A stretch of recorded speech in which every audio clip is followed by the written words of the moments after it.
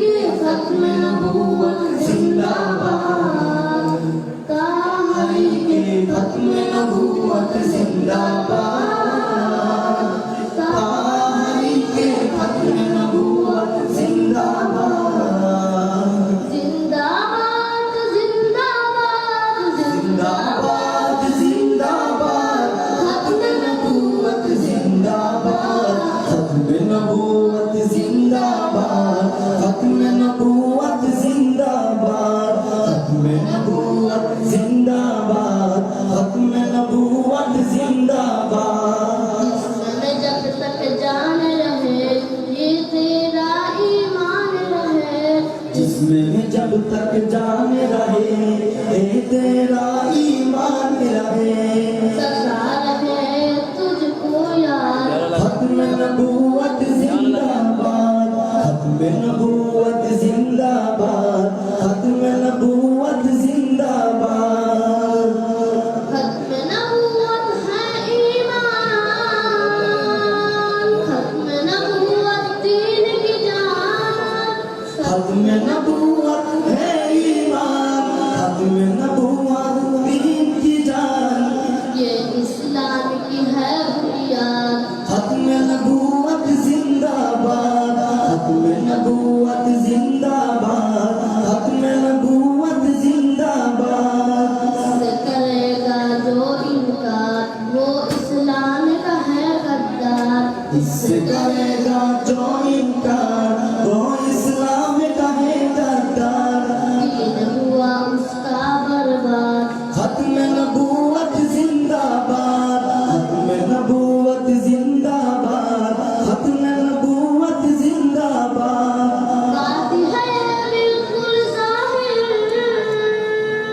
कहेंगे हम उसको काफिर, बात है बिल्कुल जाहिर, कहेंगे हम उसको काफिर, जो भी करे उसका फिर रसूल, खत्म नबूवत जिंदाबाद, खत्म नबूवत जिंदाबाद, खत्म नबूवत जिंदाबाद, खत्म नबूवत जिंदाबाद, खत्म नबूवत जिंदाबाद, नबूवत जिंदाबाद, खत्म नबूवत जिंदाबाद।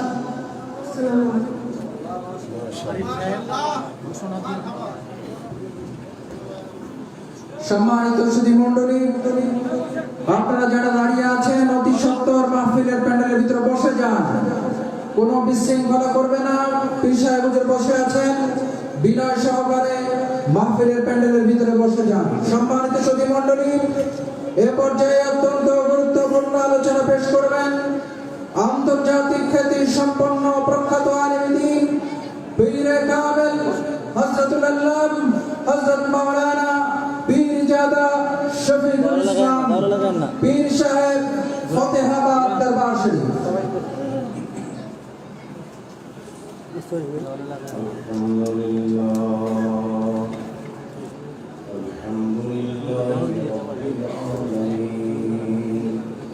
والعاقبة للمتقين والصلاة والسلام على نبينا وشفيعنا حبيبنا مولانا مرجعنا محمد صلى الله عليه وعلى آله وسلم يا أول الأول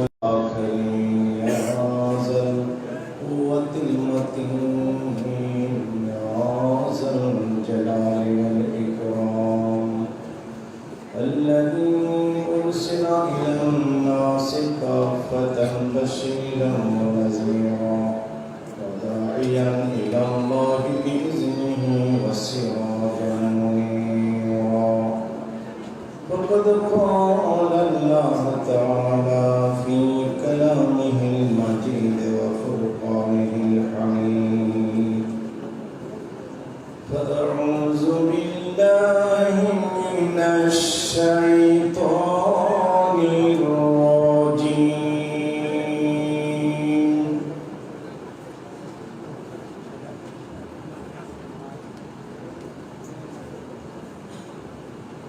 بسم الله الرحمن الرحيم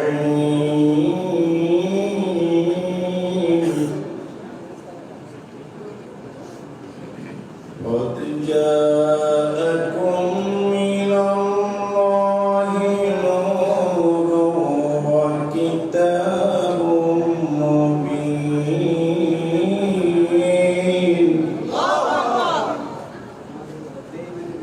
يهدي به الله من اتبع رضوانه سبل السلام يخرجهم من الظلمات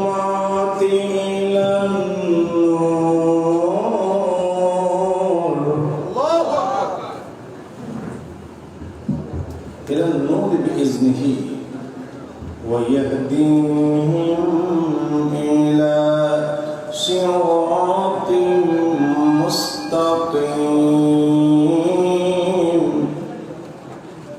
أيضا قال الله تعالى في كلامه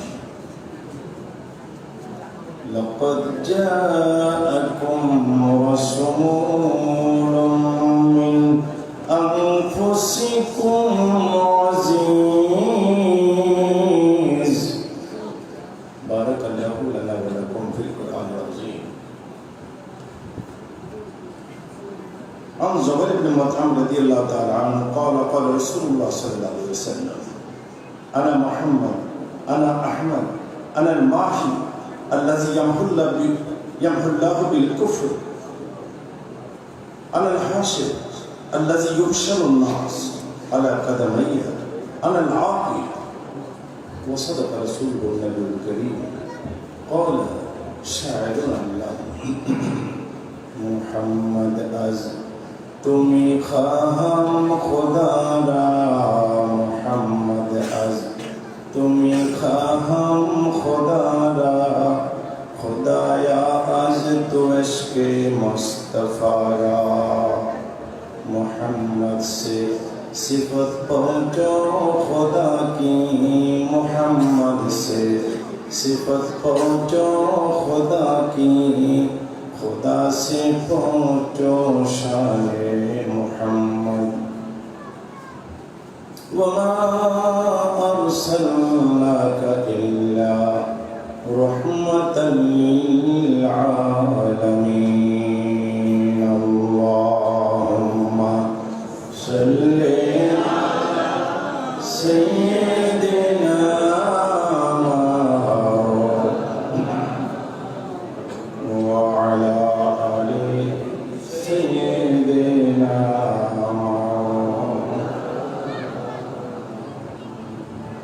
कदमों में मुस्तफ़ा की मेरा मज़हर होता ओ मैं खाकसार होती और ओ खाक पाक होता।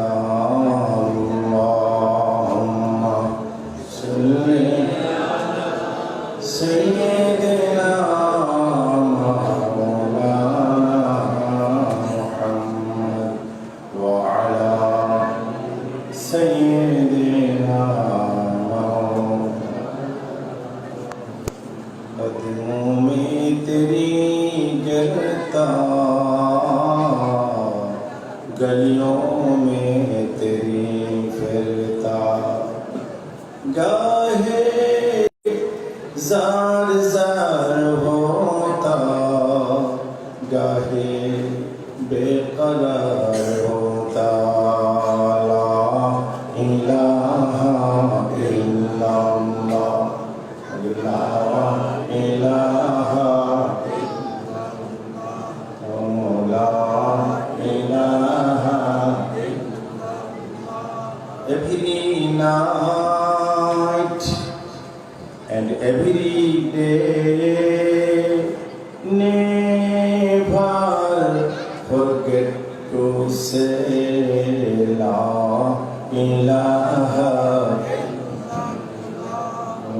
la ilaha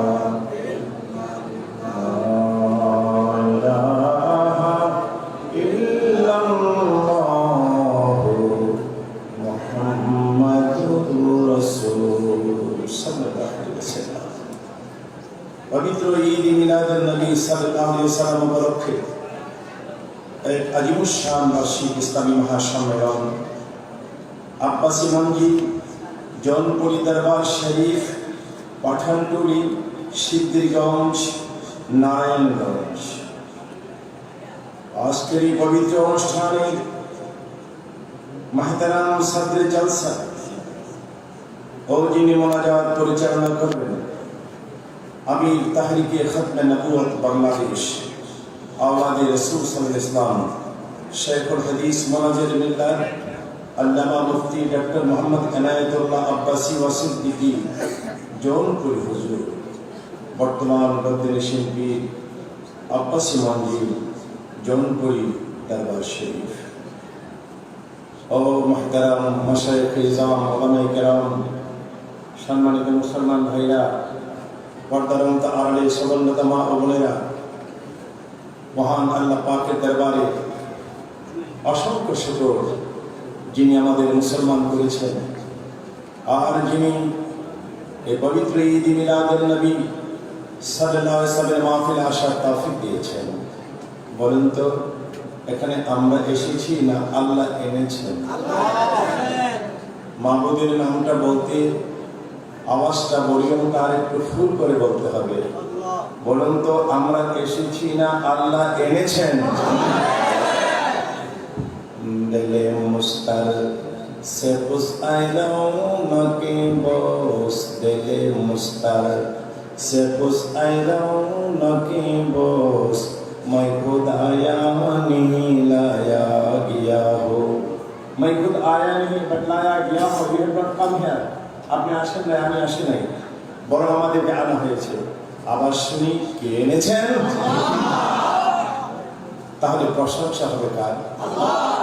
বুঝি শুনে কথা বলেন, প্রশংসা হবে কার?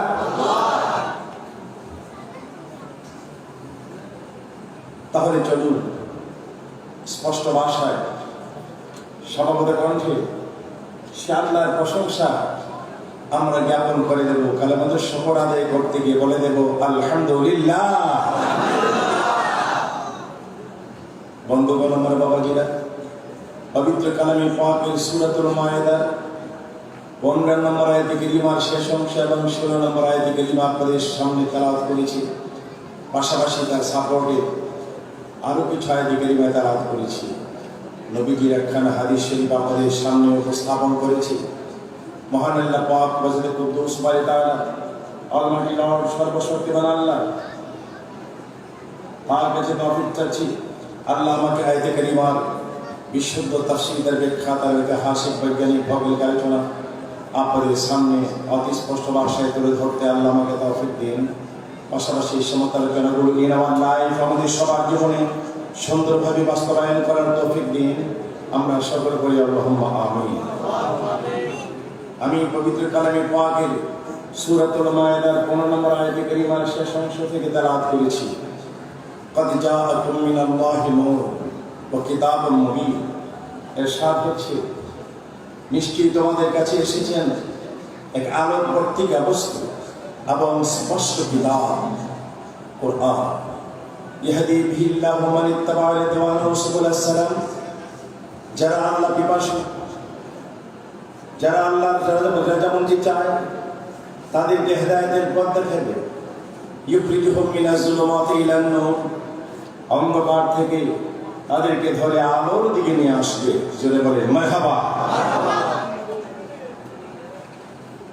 এই কিতাব, যে কিতাব সম্পর্কে আল্লাহ ইরশাদ করেছেন, যালিকাল কিতাব লা রাইবা ফি, দিস ইজ দ্য বুক, এই যে কিতাব, এর মধ্যে কোনো সন্দেহ নাই। আপনারা কি আমার কথায় একমত? আল্লাহর কোরআনে কি কোনো সন্দেহ আছে? নাই। আজকে আমরা ঈদ মিলাদুন নবী সাল্লাল্লাহু আলাইহি ওয়াসাল্লামের জালসাতে উপস্থিত হয়েছি। 1,24,000 পয়গম্বর আমার নবীর আগমনের বার্তা আমার আগে দিয়ে গিয়েছেন। হযরত ঈসা আলাইহিস সালাম বলেছেন, মিন বা'দি ইসমিহি আহমদ, আমার পরে যিনি রাসূল আসতেছেন, আমি বলে দিয়ে গেলাম ওনার নাম হবে কি? আহমদ। হযরত ইব্রাহিম আলাইহিস সালাম আগে আমাদেরকে ইশারা দিয়ে গিয়েছেন নবীজির কথা, রব্বানা ওয়াবআস ফীহিম রাসূলাম মিনহুম ইয়াতলু আলাইহিম আয়াতিকা ওয়া ইউআল্লিমুহুমুল কিতাবা ওয়াল হিকমা ওয়া ইউযাক্কিহিম। ইব্রাহিম আলাইহিস সালাম আল্লাহর কাছে দোয়া করে গিয়েছিলেন আমার নবীকে পৃথিবীতে পাঠানোর জন্য।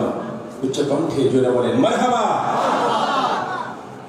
নবীজি সম্পর্কে কোরআন মাজিদে আল্লাহ বারবার বলেছেন হুয়াল্লাযী আরসালা রাসূলাহু বিল হুদা ওয়া দীনিল হক লিইয়ুযহিরাহু আলা দ্বীনি কুল্লিহি ওয়া কাফা বিল্লাহি শাহীদা। আর ইরশাদ করেছেন আল্লাহ, আমার বন্ধু সম্পর্কে তোমরা জানো, আমি হলাম রাব্বুল আলামিন, আমার বন্ধু হলেন আমা আরসালনাকা ইল্লা রাহমাতাল লিল আলামিন। যতটুকু এরিয়ার জন্য আমার আল্লাহ, ঠিক এতটুকু এরিয়ার জন্য আমার নবীজি চিৎকার করে বলে সুবহানাল্লাহ। যুগে যুগে নবীজির আগমনের কথা শুরু হয়েছে পৃথিবী সৃষ্টির আগে থেকে।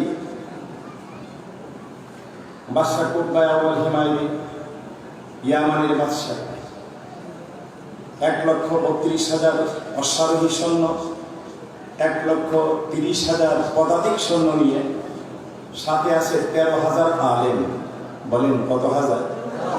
আমার কথার উত্তর দিলে আমি বুঝবো আপনারা বুঝতে পেরেছেন, বুঝতে পারতেছেন। শয়তান কিন্তু আমাদের পিছনে লেগে আছে। নামটা কি বলছি? আরেকটু জোরে বলেন।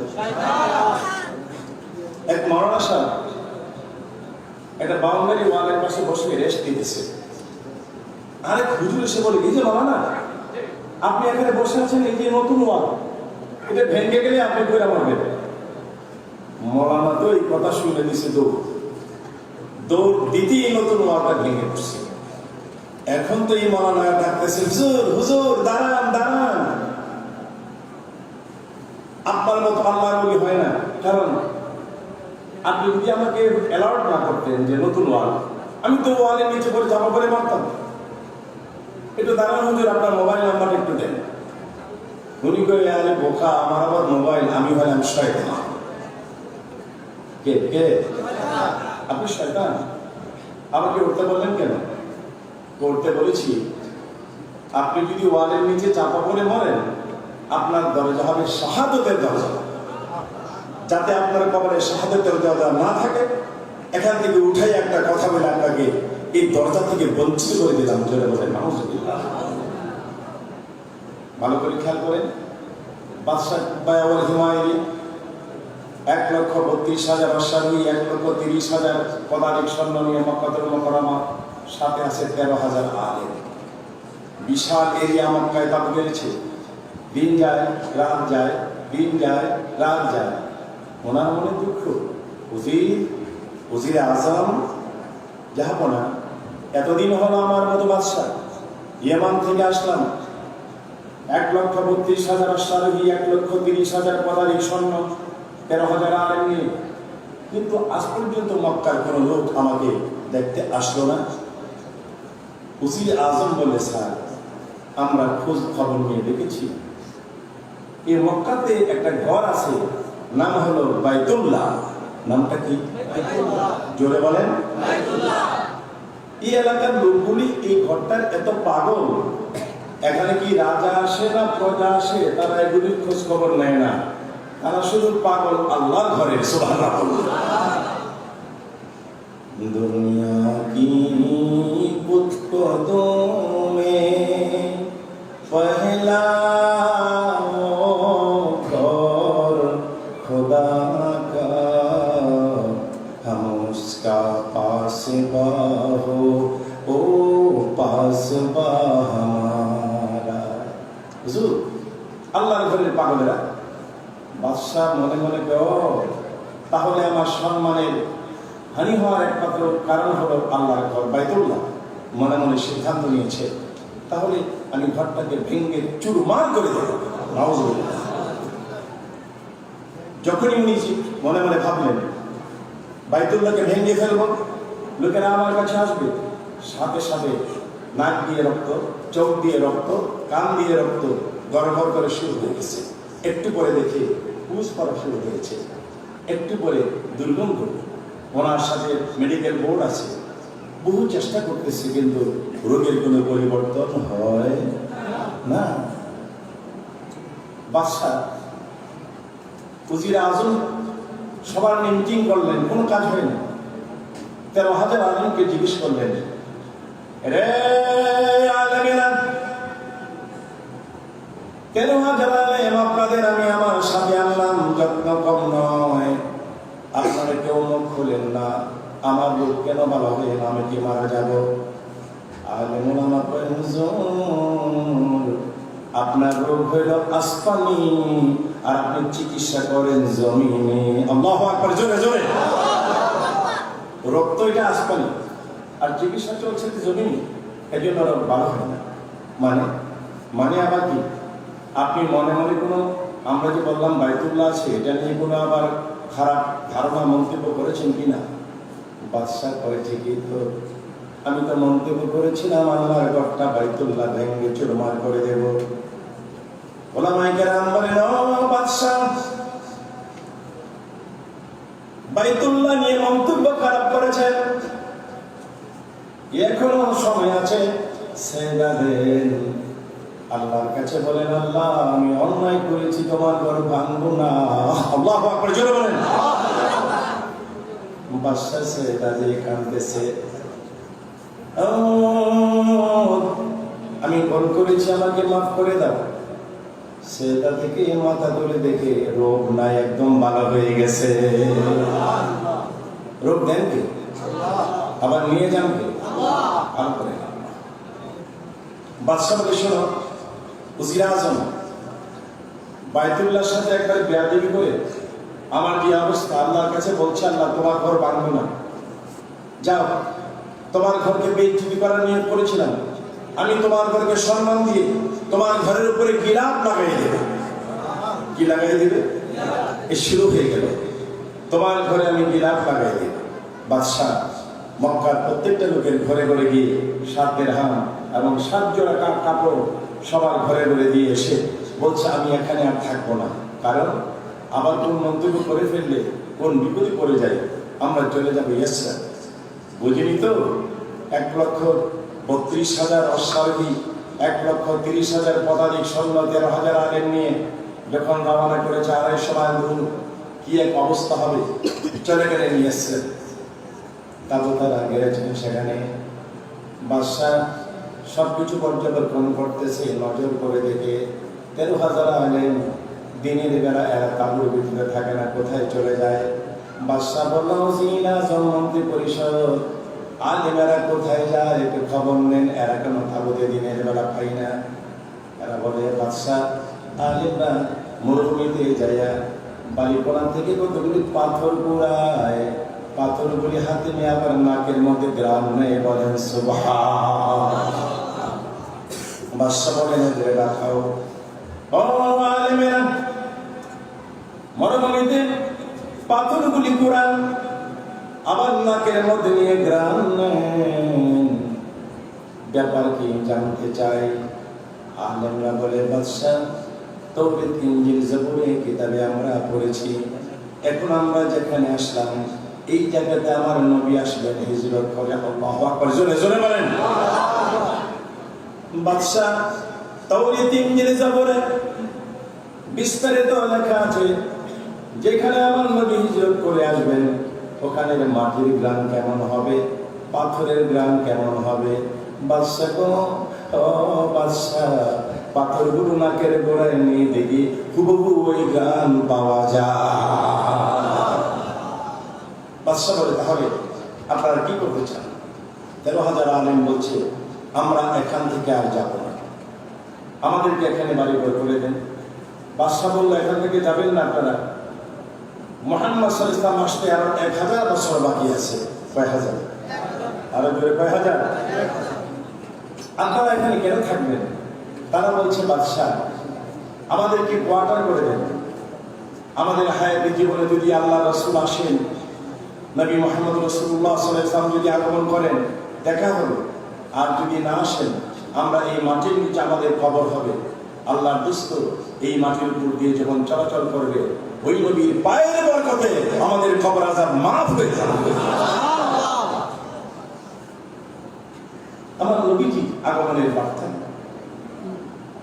আমার নবীজির ঈদ মিলাদুন নবী সাল্লাল্লাহু আলাইহি সাল্লামের এই নবীর শুভাগমন যুগ যুগ ধরে অনেক আগের থেকে নবী পৃথিবী আসা হাজার হাজার বছর আগের থেকে বিভিন্ন জন বিভিন্ন রকমের শুভাগমনের আওয়াজ দিয়েছেন।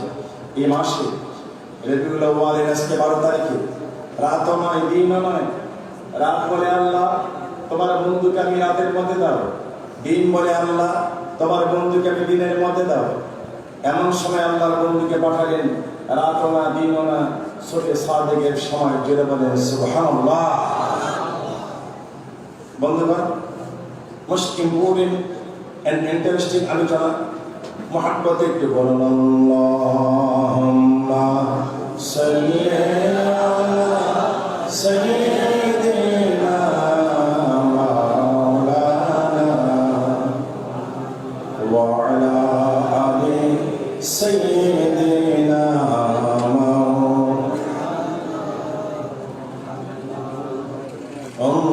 আল্লাহুম্মা সাল্লি আলা সাইয়্যিদিনা মুহাম্মদ ওয়া আলা আলি সাইয়্যিদিনা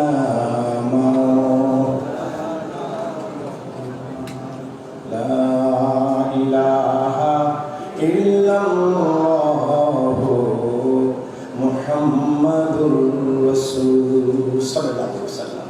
নবীজি রাস্তা দিয়ে যাচ্ছেন, একটা সাপুরিয়া ডাক দিল, এই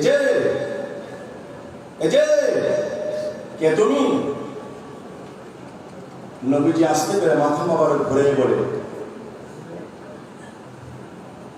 আমার পরিচয় চাও?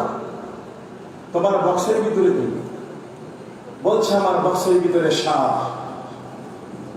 নবীজি ফরমানকারী কাজ করো, আমার পরিচয় আমি দিতে হবে না, আমার পরিচয় তোমার সাপের জিগাও। বলে ওটা বারে সুবহানাল্লাহ বলেন। সাপুরিয়া তো আশ্চর্য হয়ে গেল, বক্সের ভিতরে সাপ। সাপুরিয়া বলতেছে, কিরে সাপ, বলতো উনি কে? ফাঁস করে সাপটা মাথা ধরে ফানা ধরে বলল, হাযা মুহাম্মাদুর রাসূলুল্লাহ। সাপুরিয়া দিল দৌড়। নবীজি বলেন, কোথায় যাও? যেই সাপ আপনার পরিচয় দেয় আমাকে ছাড়বে না। নবীজি বলেন, সাপুরিয়া রে দৌড়ে ভাগবে কোথায়? যেখানে যাবে। ইয়া মা'শারাল জিন্নি ওয়াল ইনসি ইন ইসতাতা'তুম আন তানফুযু মিন আকতারিস সামাওয়াতি ওয়াল আরদ ফানফুযু লা তানফুযুনা ইল্লা বিসুলতান ফাবিআইয়ি আলা'i রাব্বিকুমা তুকাজ্জিবান। এই বর্তমান যুগে কিছু মানুষ আছে আশরাফুল মাখলুকাত, তারা নবীজির চেনে না, ঠিক কিনা বলেন? ওই দেখুন ফ্রান্সের গভর্নমেন্ট ম্যাক্রন আমার নবীর ব্যঙ্গচিত্র করেছে, ফ্রান্সে করেছে নবীর ব্যঙ্গচিত্র। সারা পৃথিবীর মুসলমানের কলিজার মধ্যে যেন চাকু মেরেছে, ঠিক কিনা কথা বলেন?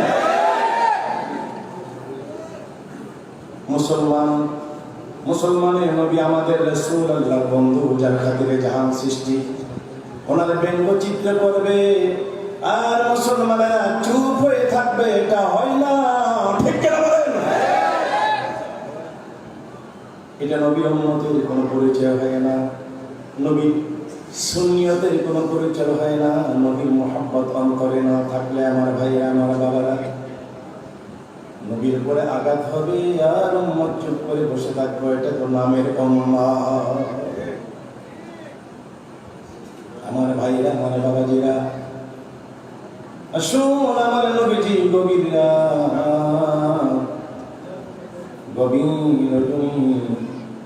হুজরা শরীফ থেকে বের হয়ে যাচ্ছেন। আম্মা জান খাদিজাতুল কুবরা দুইটা হাত দিয়ে নবীজিকে বাধা দিলেন, বারণ করলেন, নবীজি বলেন খাদিজা রে হাত সরান। হাত সরান কই কেন? আমি বাহিরে যাব। মা খাদিজাতুল কুবরা বলেন ও স্বামী, আমার জান, আমার প্রাণ, আল্লাহর বন্ধু, আপনি কোথায় যাবেন আমি বুঝতে পেরেছি। আপনি বুঝিয়ে তোরা আবু জাহেলের কাছে তাওহীদের কলমা দাওয়াত দিতে যাবেন। নবীজি বলেন খাদিজা, আপনার ধারণা ঠিক, যাব আমি চাচা আবু জাহেলের কাছে তাওহীদের কলমা দাওয়াত দেওয়ার জন্য। খাদিজাতুল কুবরা বলে না না, আমার স্বামী আল্লাহর বন্ধু, আমার জান, আমার কলিজা, এত রাতে আবু জাহেলের কাছে যেতে দেব না। যে আবু জাহেলকে আপনি 400 বার কালেমার দাওয়াত দিয়েছিলেন, জোরে কোন কয়বার? আরে জোরে বলেন না, কতবার? আবার কেন যাবেন আপনি এত রাত? আপনার উপরে কত অত্যাচার, কত বিচার করতেছে, কেন যাবেন আপনি? নবীজি বলেন ও খাদিজা, কেন যাব জানতে চান? বলেন তাহলে খাদিজা গো। খাদিজা, আমার যখন মাও নাই, বাবাও নাই, আমি যখন এতিম নবী, পাহাড়ের পাশে বসে থাকতাম, ছোট ছোট সোনামণিরা খেলতো, এদের পাশে আমি বসতাম। সন্ধ্যা হয়ে গেলে সাথী ভাইদের কোলে নিয়ে নিয়ে তার বাবারা কোলে নিয়ে যাইতো। আমি শুইতে পারতাম না রে খাদিজা। হঠাৎ একদিন কলিজা আঘাত লাগলো, সব ছেলেদের তার বাপ মারা কোলে নিয়ে যায়। আমি পাহাড়ের চূড়ার দিকে দৌড় দিয়ে বললাম, আমার কি বাবা নাই? আল্লাহু আকবার, জোরে বলেন। আমাকে কেন কোলে নিয়ে নেয় না? খাদিজা রে, পাহাড়ের চূড়ায় গিয়ে কাঁদতেছিলাম, আমার আব্বা কই, আমার আম্মা, কত সন্তানের মা, কত সন্তানের বাপ এদের কোলে নিয়ে যায়, কেউ নেয় না। খাদিজা, ওই পাহাড়ের চূড়া আমি কাঁদতাম, আমার মা, আমার বাবা কই। খাদিজা গো, আমি কান্নার মুহূর্তে আমার চাচা আবু তালেব পাহাড়ের পাশে দিয়ে উঠে সাওয়ার হয়ে কোথায় রওনা করেছিলেন। আমার চাচা আমার কণ্ঠের আওয়াজ শুনে বুঝতে পেরেছেন আমি মুহাম্মদ পাহাড়ের চূড়ায় কান্দি। খাদিজা রে, ও খাদিজা, আমার চাচা আর সামনে না যাইয়া পাহাড়ের চূড়ায় এসে আমার জড়াইয়া ধরে কই, মুহাম্মদ, আপনারা বলেন সাল্লাল্লাহু আলাইহি ওয়াসাল্লাম, কাঁদিস না, আমি তোর চাচা, আমার সাথে আয়। খাদিজা রে, আমার চাচু আমায় আদর করে উঠে বসে যায়, আমার বাবার মতো বাপ যেমনে আদর করে, মা যেমনে আদর করে, আমাকে এমন করে আদর করে আমার চাচা বাড়িতে পৌঁছাই দিয়েছে। খাদিজা, ওই যে চাচা আমারে আদর করে কোলে করে আমাকে বাড়িতে পৌঁছে দিয়েছিল, ওই আদরটা বলতে পারি না রে খাদিজা। এজন্য আবু জাহেলের কাছে বারে বারে যাই, আর আবু জাহেল তাওহীদের কলমা করে বলেন সুবহান। আমার ভাইরা, আমার বাবাজিরা, আল্লাহর রাসূল যখন বললেন তুমি রাস্তা ছেড়ে দাও, এবার মা খাদিজাতুল কুবরা বলেন যান, তাহলে আমার কোনো বাধা নাই। বাবার কথা মনে পড়েছে, ওই চাচা বাবার আদর করেছে, যান আবার চাচার কাছে যান। গভীর রাত গিয়ে দেখে আবু জাহেল গাছের থেকে বড়ি পায় রাখা। কি পায় রাখা? বড়ি ধরে না, বড়ি পায় রাখা। নবীজি সুন্দর করে বললেন, চাচু, চাচু, কি খান? নবীজি কত সুন্দর করে বললেন। আর আবু জাহেল কয়, আমি কি খাই? তোর মতো লোকের চেহারা দেখলে খাবো কি? পাথর খায়। কি খায়? পাথর খায়। যখনই বলছে পাথর খায়, গাছে যত বড়িয়া ছিল সব গেছে পাথর দিয়া। বড়িয়াটা বাড়ে আসে, ভাঙা বলেন। নবীজি বলেন, চাচু পাথর খান? আরো কিছু খান? তাকাই দেখে পাথর। কিরে বাতি যাবে? এটা না বড়িয়া ছিল, এখন দিয়ে হয়ে গেল পাথর। আর এটা কে করেছে? নবীজি বলেন, চাচু কাজটা কে করেছে বড়ি গাছের পাতায় পাতায় তাওহীদের কালেমা শরীফ লেখা উঠে গেছে, লেখা হয়ে গেছে। নবীজি বলেন, চাচা টান তো, এই কাজটা কে করেছে? গাছের পাতায় পাতায় লেখা আছে। আবু জেহেল বদনসিব তো, একবার নবীজির দিকে তাকান, আরেকবার গাছের দিকে তাকান, তাকায় পরে কাজটা করেছে ও ইয়ার তুই, নাউযুবিল্লাহ মিন যালিক। তখন নাম বলে না, গাছের কাজটা করছে কে? ও ইয়ার তুই। আমার ভাইয়েরা, আমার বাবারা, আল্লাহর বন্ধুর জিন্দেগি আমাদের জন্য এখন সোনার মদিনাতে শুয়ে আছেন। মুখে মুখে আশিকের রাসূল বললে হবে না, কাজে করবে আমাদের দেখাইতে হবে। নাকের বদলা নাক, নাকের বদলা নাক। হযরত আমর ইবনে আস রাদিয়াল্লাহু তাআলা জেরুজালেম দখল করার জন্য গেলেন হাজার হাজার মুসলমান নিয়ে। এই যে হাজার হাজার মুসলমান নিয়ে গেছে জেরুজালেম দখল করবে। জেরুজালেমের চৌরাস্তায় হযরত ঈসা আলাইহিস সালামের একটা মূর্তি আছে। মুসলিমরা পাবো গেছে, পরদিন হবে যা হওয়ার হক, যুদ্ধ। কিন্তু জেরুজালেমের চৌরাস্তায় ঈসা আলাইহিস সালামের মূর্তির কে জানি নাকটা ভেঙে নিয়ে গেছে। ইহুদি খ্রিস্টানরা পেরেশান হয়ে গেল। আজকে মুসলমানরা এসেছি আমর ইবনে আসের নেতৃত্বে।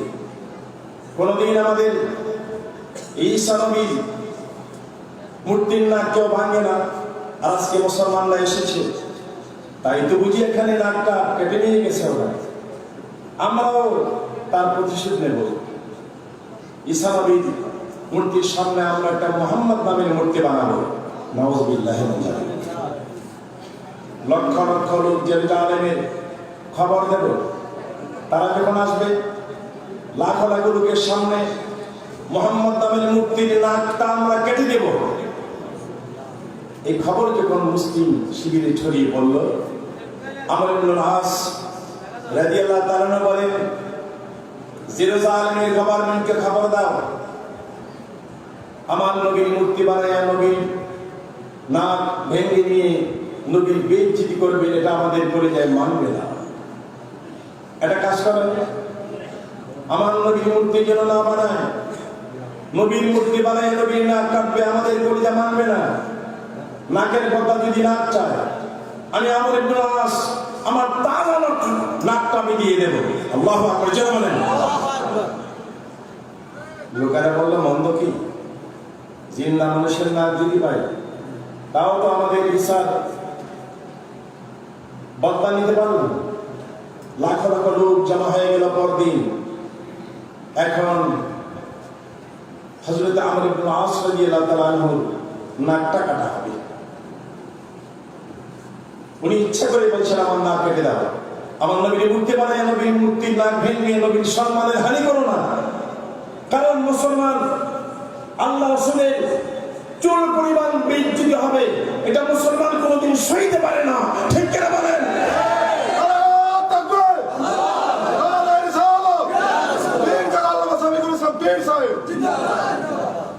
লাখ লাখ লোক জল্লাদ আসতেছে। হযরত আমর ইবনে আস রাদিয়াল্লাহু তাআলা আনহু, আমি মিশর গিয়েছিলাম। মিশর আমার প্রোগ্রাম ছিল, বিরাট মসজিদ আছে, মসজিদে আমর ইবনে আস, এই মসজিদে আমি নামাজ পড়েছি।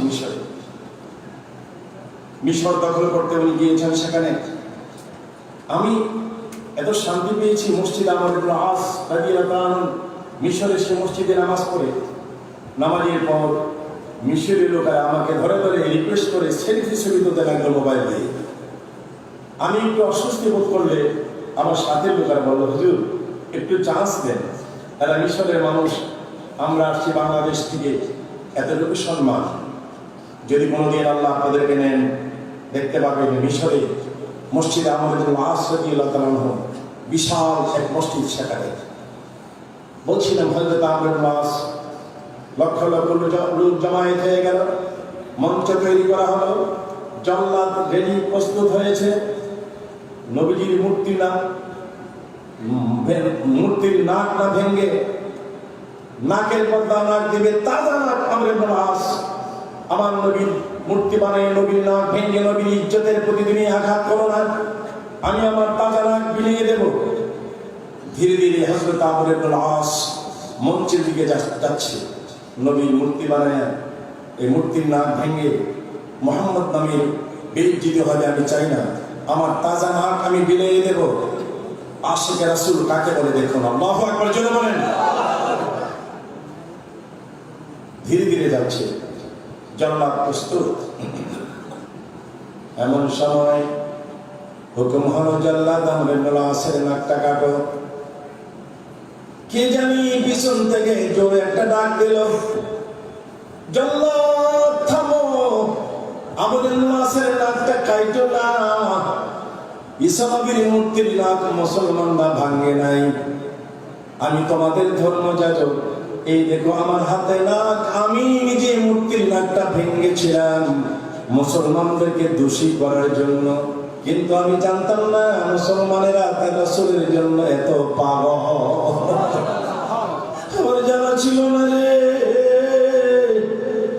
আরে মুসলমানেরা উম্মতের ওই নবীর জন্য এত পাগল, নবীর মূর্তি বানায় মূর্তির নাকটা ভাঙতে দেয় না, নিজের তাজা নাক এরা বিলাই দিতে চায়।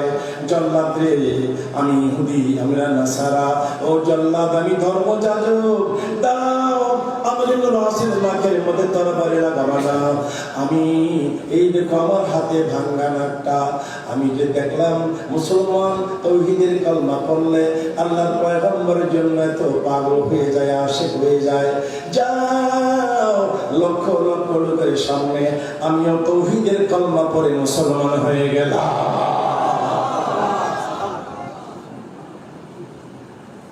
এখন ফ্রান্সের ম্যাক্রনের নবীজির ব্যঙ্গচিত্রের কারণে বিশ্ব মুসলিম উম্মাহ যেমন ফেসে উঠেছে।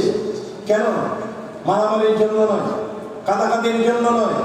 মুসলমানরা সংগ্রাম করতেছে, মুসলমানরা মিছিল করতেছে কি জন্য? রাজত্ব পাওয়ার জন্য নয়, ক্ষমতা পাওয়ার জন্য নয়, নবীর ইজ্জতের জন্য। ঠিক কিনা বলেন?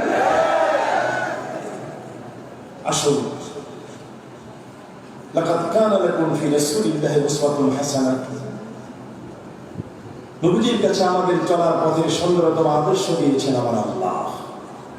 নবীর আদর্শ যার ভিতরে আছে, তামাম পৃথিবী, তামাম জাহান তাকে সম্মান করতে বাধ্য। রোম, পারস্য দুই দেশের গভর্নমেন্ট পরামর্শ করতেছে, ওমর 18 তালিক জামা গায়ে দেয়। কয় তালিক? অর্ধেকটা পৃথিবী তার কবজা। পারস্য আর রোমের সম্রাট পরামর্শ করছে, তুমি রোম থেকে একটু জায়গা ছেড়ে দাও, আমি পারস্য থেকে একটু জায়গা ছেড়ে দিই, নতুন একটা দেশ বানাবো। ঘোষণা দিয়ে দেব, যে নাকি ওমরের গলা কেটে ওমরের মাথায় নিয়ে দিতে পারবে, এই নতুন দেশের গভর্নমেন্ট তাকে বানিয়ে দেবে। নাউজুবিল্লাহ জোরে বলুন। আল্লাহর নবীর সাহাবী যারা নবীজিকে দেখেছেন, নবীজি নিজে ফরমান, মান রাআনি মুসলিমান লান তামাসসুন নার, যেই মুসলমান আমি নবীজির চেহারা পরে নজর দিবে, জাহান্নামের আগুন তাকে টাচ করবে না। সুবহানাল্লাহ। একটু ভাবলো, উমরকে যদি মারতে পারি, আমি হবে এক দেশের বাদশাহ। এটা একটা গোল্ডেন চান্স। যদি কোন কি চান্স? Golden chance. ঠিক আছে, ধীরে ধীরে গেছে মদিনা, গিয়ে বলে যে ভাই আপনাদের বাদশাহ কোথায়?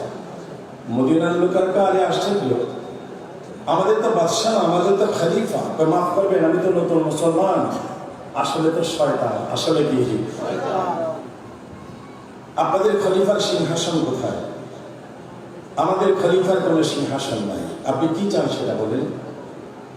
অর্ধেকটা জাহানের খলিফা ওমর, ওনাকে এক নজর দেখতে এসেছি। দেখতে এসেছে না মারতে এসেছে? দেখতে না মারতে? লোকেরা বললো একটু আগে দেখে আসছি, খলিফাতুল মুসলিমিন আমার দুধ বাজারে পরীক্ষা করতেছে কারা কারা দুধে পানি দেয়। আর এই টাইম, ঘড়ির টাইম, এখন এই সময়টা ওনার রেস্টের সময়। উনি হয়তো এদিকে গিয়েছেন, সামনে গেলে হয়তো বা দেখতে পাবেন ওনাকে কোথাও ঘুমাচ্ছে। তরবারি ওনার বগলে, গিয়ে দেখি খেজুর গাছের গোড়ায় এক লোক শোয়া, উনি ঘুমাচ্ছে। দূরের থেকে তাকাই দেখে মনে মনে সিদ্ধান্ত নিল এটাই হবে ওমর। তলোয়ারের মধ্যে হাত দে, অল্প সময়ে বাকি আছে, আমি হব নতুন দেশের বাদশাহ। ওমরকে জবাই করে দেব, মাথা নিয়ে যাব, খেলা শেষ, আমি হব নতুন দেশের বাদশাহ। আমার আল্লাহ দেখেন কিনা বলেন, কথা বলেন, দেখেন কিনা বলেন। আমার ভাইরা, আমার বাবারা, নবী আমার ভালোবাসা, নবী আমার আলো আশা, নবী আমার প্রেম বিরহের মূল আলোচনা, নবী আমার কাজে কর্মে অনুপ্রেরণা। বলেন নবী আমার ভালোবাসা, জোরে নবী আমার ভালোবাসা, নবী আমার আলো আশা, নবী আমার প্রেম বিরহের মূল আলোচনা, নবী আমার কাজে কর্মে অনুপ্রেরণা। এই তো মাথাটা কেটে ফেলবে, এখনই গলা কাটবে। বকরে তলোয়ার, একবার তরবারিতে হাত দেয়, আবার তাকায়, কিন্তু একটু কাছে গিয়ে দেখে আশ্চর্য, ওমর নাক টেনে ঘুমায়। এই যে ওমরের পায়ে যে মাসি বসে, কি বসে এরা, ওমরের পায়ে যে মাসি বসে, তাকেই দেখি একটা বাঘ ওমরের পায়ের কাছে বসে বসে লেজ দিয়া, বাঘের লেজ দিয়া ওমরের পায়ের মাসি তারা। সে তো দিল দৌড়, মারব দূরের কথা, কাকে মারতে আসলাম? বাঘ লেজ দিয়া পায়ের মাসি তারা, এটি কেমন মানুষ? কেন মাসি? ওনার খেদমত করবে না? নবীর প্রেম, নবীর আশিক, নবীর আদর্শ, নবীর সুন্নাত যার ভিতরে আছে। সুন্নি কাকে বলে? আসলে সুন্নি ইত্তেবায়ে সুন্নাত, যার কাছে সুন্নাত আছে সে হলো সুন্নি। ঠিক কিনা বলেন? আমার ভাইরা, যার কাছে নামাজ, যার কাছে রোজা, যার কাছে হজ, যার কাছে যাকাত, সে হলো আসল সুন্নি, সে হলো নবীর আসল উম্মত। আসুন এই রবিউল আউয়ালে ঈদে মিলাদুন নবী সাল্লাল্লাহু আলাইহি সাল্লামের মাহফিলে আমরা প্রমিস করব, আমরা প্রত্যয় করব, দীপ্ত শপথ করব, আমরা জীবনে কোনোদিন আমার নবীজিকে বলবো না, নবীর আদর্শে জীবন গড়ব। যেখানে আল্লাহ নিজের কথা বলেছেন, আমাইয়ুতিল্লাহ ওয়া রাসূলাহু, যেখানে আল্লাহ নিজের কথা বলেছেন, পাশাপাশি নবীর কথা বলেছেন। নবীজি ফরমান, মান তামাসসাকা বিসুন্নতি ইনদা ফাসাদি উম্মতি ফালাহু আজরুম মিআতা শাহীদ। এই আখির জামানায় কেউ যদি একটা নবীর সুন্নাত, একটা সুন্নাত যদি আদায় করে, চলে তখন কয়টা? আর কয়টা? একটা সুন্নাত যদি আদায় করে, তার আমলনামার মধ্যে 100 শহীদের সওয়াব লেখা হয়ে যাবে। মিসওয়াক করা কি? জোরে জোরে, আরো জোরে। পকেটে মিসওয়াক রাখবেন, এটাও তো নবীর সুন্নাত আছে। কারো পকেটে মিসওয়াক আছে? দেখি দেখান তো, থাকলে আছে কিনা দেখেন। কোথায় আমরা আর কোথায় নবীর সুন্নাত? সকালে তো ব্রাশ দিয়ে দাঁত ব্রাশ করি, ও ভাইরা গাছের ডালা পকেটে রাখবেন। টুথপেস্ট লাগবে না, পকেটে রাখবেন। নামাজের সময়, 5 ওয়াক্ত নামাজের সময় মিসওয়াক করবেন, এটা নবীর সুন্নাত। আপনি যদি ওই নিয়তে সুন্নাত আমল করেন, আমি 100 শহীদের সওয়াব পাবো। আল্লাহ পাক আপনার এই নিয়তের কারণে আপনার আমলনামায় 100 শাহাদাতের সওয়াব দিয়ে দিব। বলেন আলহামদুলিল্লাহ। আসুন আমার ভাইরা, আমার নবীর মহব্বত যার ভিতরে আছে, যার ভিতরে নবীর মহব্বত প্রেম আছে, সে নামাজ ছাড়ে না। ঠিক কিনা বলেন? যার ভিতরে নবীর মায়া আছে, সে মিথ্যা কথা বলে না। কি বলে না? যার ভিতরে নবীর প্রেম, নবীর আসল উম্মত, যার ভিতরে নবীর আদর্শ, সে কোনোদিন মিথ্যা কথা বলে না। কি বলে না? আল কাযবু উম্মুজ যুনুব, মিথ্যা হলো সকল গুনার মা। আজকে যদি প্রবেশ করতে পারি, প্রত্যেক করতে পারি, মিথ্যা শপথ যদি করতে পারি, জীবনে কোনোদিন মিথ্যা কথা বলবো না, তাহলে আজকের মাহফিল ইনশাআল্লাহ হবে সার্থক। আমরা কি পারবো না? চেষ্টা করতে পারবো না? এই জীবনে মিথ্যা কথা বলবো না, আমরা কি চেষ্টা করতে পারবো না?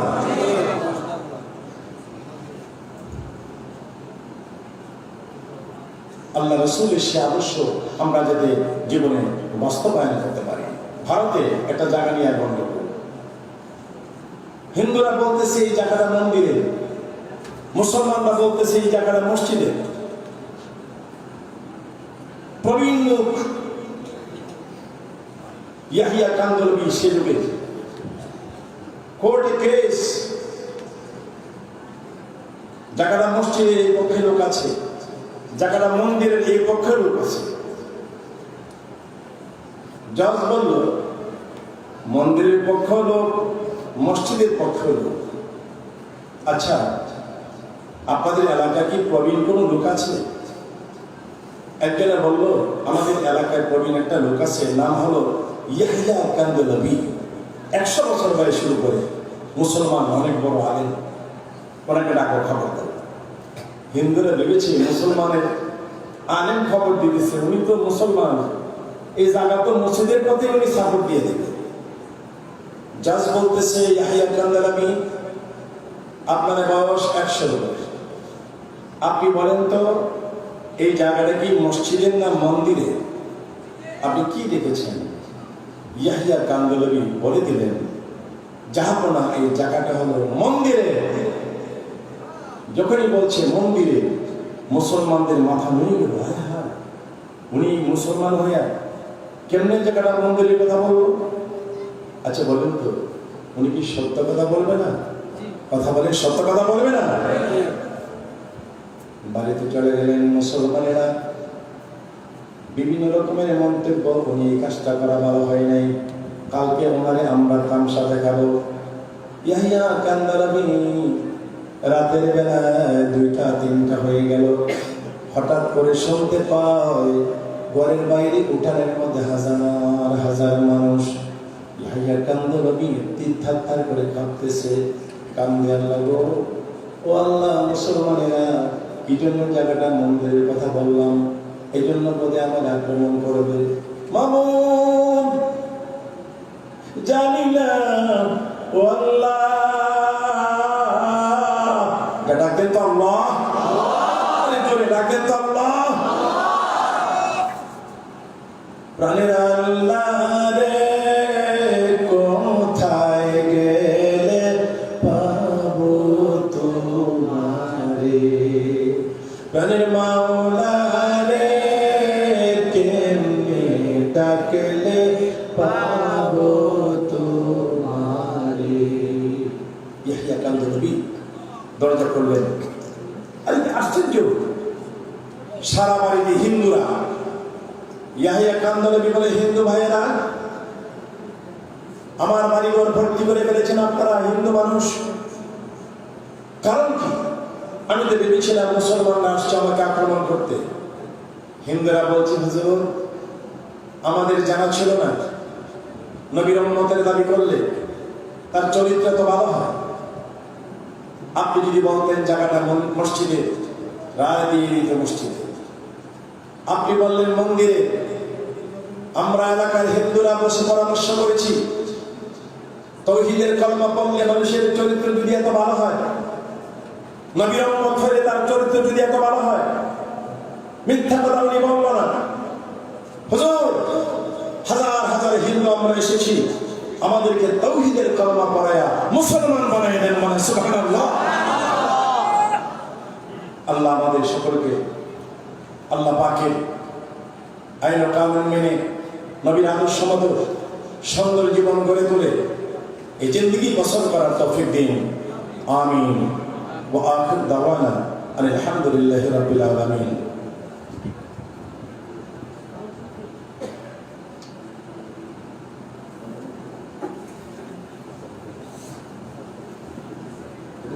اللهم صل على سيدنا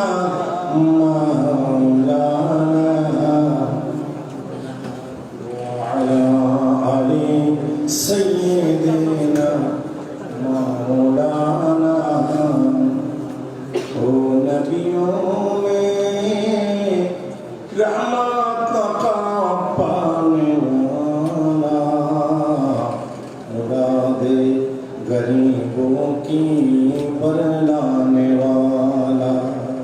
अल्लाह आवाज करें, लक़द जाअकुम, ओ बंदारा তোমাদের কাছে এসেছে রাসূল, আমার বন্ধু তোমাদের কাছে প্রেরণ করলাম। আজিজ যিনি হলেন হিতাকাঙ্ক্ষী, নবী সোনার মদিনায় শোয়া, আমাদের মহব্বতে আসাদিন গেলেন না। আজিজ নবী হলেন হিতাকাঙ্ক্ষী।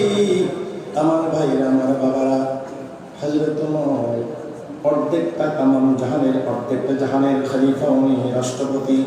আঙুলটা নাড়া দিলে দুনিয়াটা থারথার করে কাঁপে। এই ওমর, ওনার সম্বর্ধনা আজকে হবে। হাজার হাজার মুসলমানরা আসতেছে ওমরকে সম্বর্ধনা দিতে। ওমর ঘোষণা দিলেন, পারস্য রোমের দখল হয়ে গেছে, জেলখানার দরজা খুলে দাও, সকল জেলেদেরকে সাধারণ ক্ষমা দিয়ে দাও। রোমের জেলখানার গেটের সামনে হযরত ওমর, ভালো করে শুনেন, লোকগুলি বের হচ্ছে। ওমর বলতেছেন, লোকেরা, ইয়া আইয়ুহান নাস কুলু লা ইলাহা ইল্লাল্লাহ তুফলিহুন, লা ইলাহা ইল্লাল্লাহ মুহাম্মাদুর রাসূলুল্লাহ তুফলিহুন, তোমরা বলো। সাহাবায়ে কেরাম বলতেছেন, খলিফাতুল মুসলিমিন, আপনি যে ওমর, এটা পরিচয় দেন। ওমর বলল, আমি যদি নিজের পরিচয় দিই, আমার ভয়ে আর ঈমান আনবে, আল্লাহর ভয়ে আনবে না। এই জন্য আমার ভয়ে পরিচয় গোপন রাখলাম। এরা আল্লাহর মহব্বতে ঈমান আনক, সুবহানাল্লাহ। নজর করে দেখতেছে, রোমের জেলখানার ভিতর থেকে একটা যুবতী মেয়ে বোরকা পরিহিত অবস্থায় ধীরে ধীরে জেলের ভিতর থেকে বের হচ্ছে, আসতেছে। ওমর মনে মনে ভাবলেন, এই রোমের ভিতরে, রোমের জেলখানায় কে মেয়েটা? যখন গেটের কাছে আসছে, ডেকে বলে, কে তুমি, কোথায় যাবা? আমাকে খলিফাতুল মুসলিমিন ওমরের কাছে নিয়ে যান। ওমর বলেন, মা, আমি তো কি তোমার কথা বলো? ওই মা, জেলখানায় তুমি কেন? কই ওমর, আমি বাদশাহ কায়সারের নাতি। বাদশাহ কায়সারের?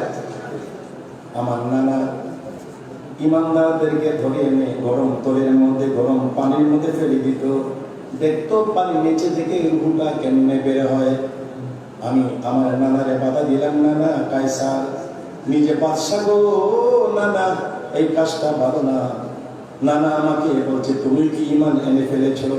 নানার সাথে কথায় আমি বলে ফেললাম, আমিও ঈমান এনেছি। ওমর, আমি 12 বছর বয়সে জেলখানায় আমাকে ঢুকিয়েছে আমার নানা।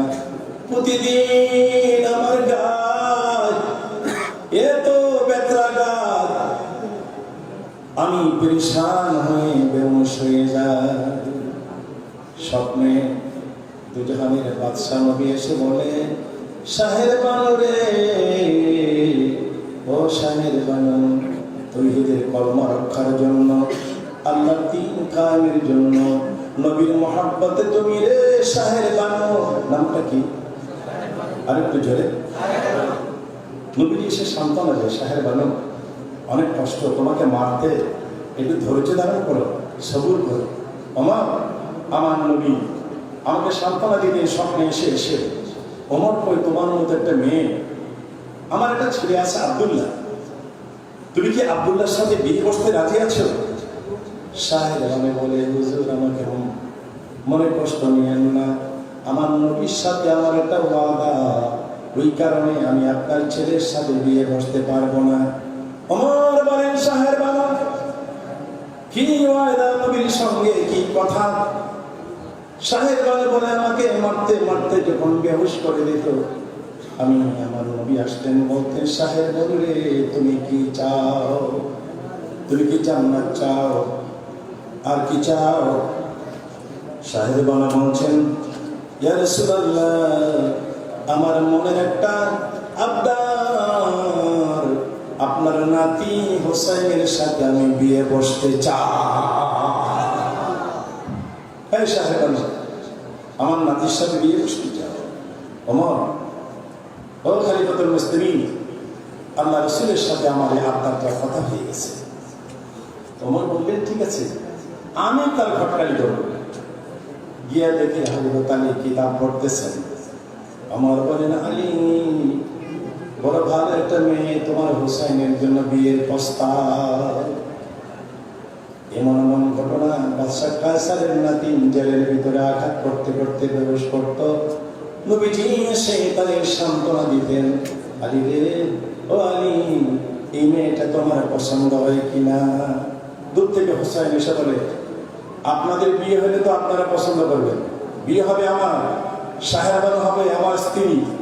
আমার 3টা প্রশ্ন আছে, যদি শাহেরবানু আমার 3টা প্রশ্নের জবাব দিতে পারে তাহলে আমি শাহেরবানুকে বিয়ে করবো। আপনারা উচ্চ কণ্ঠে বলেন আল্লাহু আকবার। নবী আমার ভালোবাসা, নবী আমার আলো আশা, নবী আমার প্রেম বিরহের মূল আলোচনা, নবী আমার কাজে কর্মে অনুপ্রেরণা। লা ইলাহা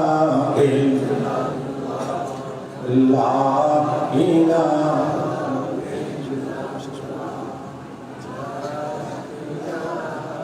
ইল্লাল্লাহ, লা ইলাহা ইল্লাল্লাহ, লা ইলাহা, লা ইলাহা ইল্লাল্লাহ, মুহাম্মাদুর রাসূলুল্লাহ সাল্লাল্লাহু আলাইহি ওয়াসাল্লাম। নবীর পক্ষের বলিষ্ঠ কণ্ঠস্বর আজকের মাহফিলের সাদরে জলসা জনপুরি দরবার শরীফের পীর ডাক্তার মুফতি মাওলানা এনায়েতুল্লাহ আব্বাসী জনপুরি সাহেব, আমি প্রাণ দিয়ে দোয়া করি এ ধরনের বিজ্ঞ আলেম দুনিয়াতে বেঁচে থাকা দরকার আছে কিনা বলেন? আসুন আমার ভাইয়েরা, আমরা দোয়া করব আল্লাহ এই দরবার বিশাল মাদ্রাসা, দাওরায়ে হাদিসের কিতাব, সেখানে বুখারী, মুসলিম, আবু দাউদ, নাসাই, ইবনে মাজাহ, তিরমিজি, 76 হাদিস এখানে পড়ানো হয়। এই সমস্ত সহিহ দরবারগুলোকে টিকিয়ে রাখা দরকার আছে কিনা বলেন বলেন বলেন। আপনারা আল্লাহর কাছে দোয়া করে যাবেন, আমার আল্লাহ এই দরবারগুলিকে চিরকাল আরো দিন ও দিন তার পেশাতে কায়েম দায়েম রাখে। এই আহ্বান রেখে আজকের মতো আলোচনার সমাপ্তি আমি এখানে রাখলাম। আল্লাহ হাফিজ। আসসালামু আলাইকুম ওয়া রাহমাতুল্লাহি ওয়া বারাকাতুহু।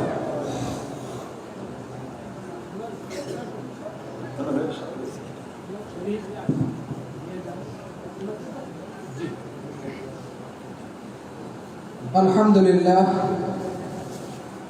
সম্মানিত সুধী মণ্ডলী, এতক্ষণ যাবৎ অত্যন্ত গুরুত্বপূর্ণ আলোচনা পেশ করলেন ফতেহাবাদ দরবার শরীফের পীরে কামেল হযরত মাওলানা শফিকুল ইসলাম পীর সাহেব।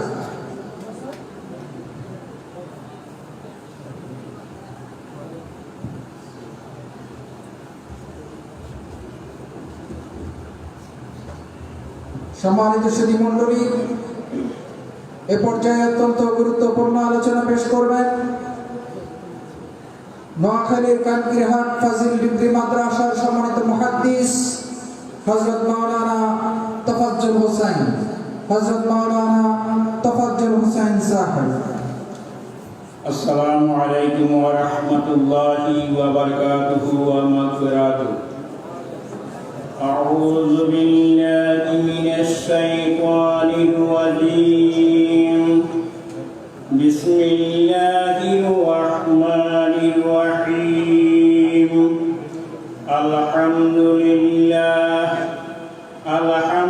لله نحمده ونستعينه ونستغفره ونعوذ بالله من شرور أنفسنا ومن سيئات أعمالنا، ومن يهده الله فلا مضل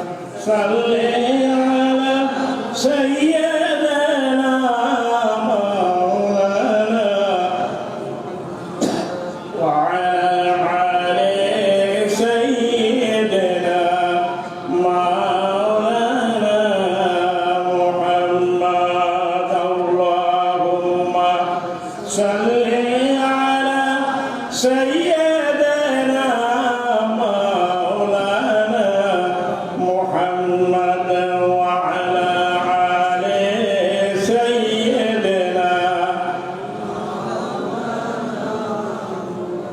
الحمد لله حمدا كثيرا طيبا مباركا فيه আজকের এই নুরানি ইমানি দ্বীনি রহমত বরকতে পরিপূর্ণ জলসার সম্মানিত সদর সাহেব এই দরবারের বড় বিশেষ মুরব্বী হযরত পীর সাহেব কেবলা, আমন্ত্রিত হযরতে ওলামায়ে কেরাম এবং এই দরবারের সুযোগ্য মুহতারাম হযরত উলামায়ে দ্বীন, মুবাল্লিগিন, আল্লাহর দ্বীনের দাঈ ও রাঈগণ, উপস্থিত আল্লাহর মহব্বতের বান্দা রাসূল পাক সাল্লাল্লাহু আলাইহি ওয়াসাল্লামের মায়ার উম্মতগণ, আসসালামু আলাইকুম ওয়া রাহমাতুল্লাহি ওয়া বারাকাতুহু।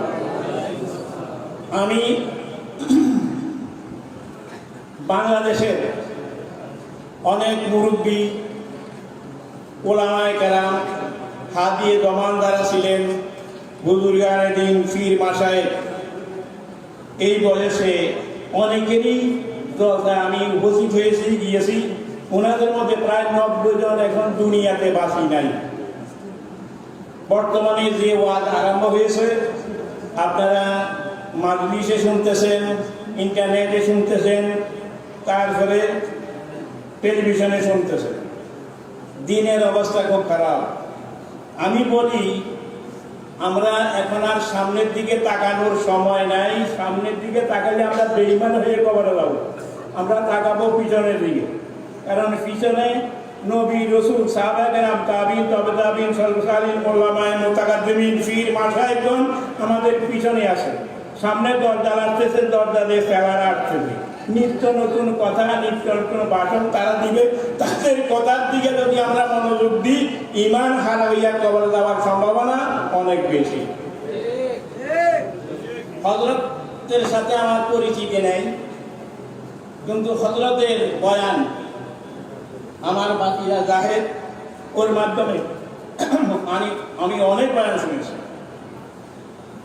যে সমস্ত তাৎপর্যপূর্ণ কোরআন শরীফ, হাদিস শরীফ নয়, ইজমাল উম্মত ও কিয়াস, আদিল্লা আরবার মাধ্যমে হুজুর যে সমস্ত দলিল আদিল্লা পেশ করি যুক্তি সহকারে মাসালার ফয়সালা দেন, আমার মনটা শীতল হয়ে যায়।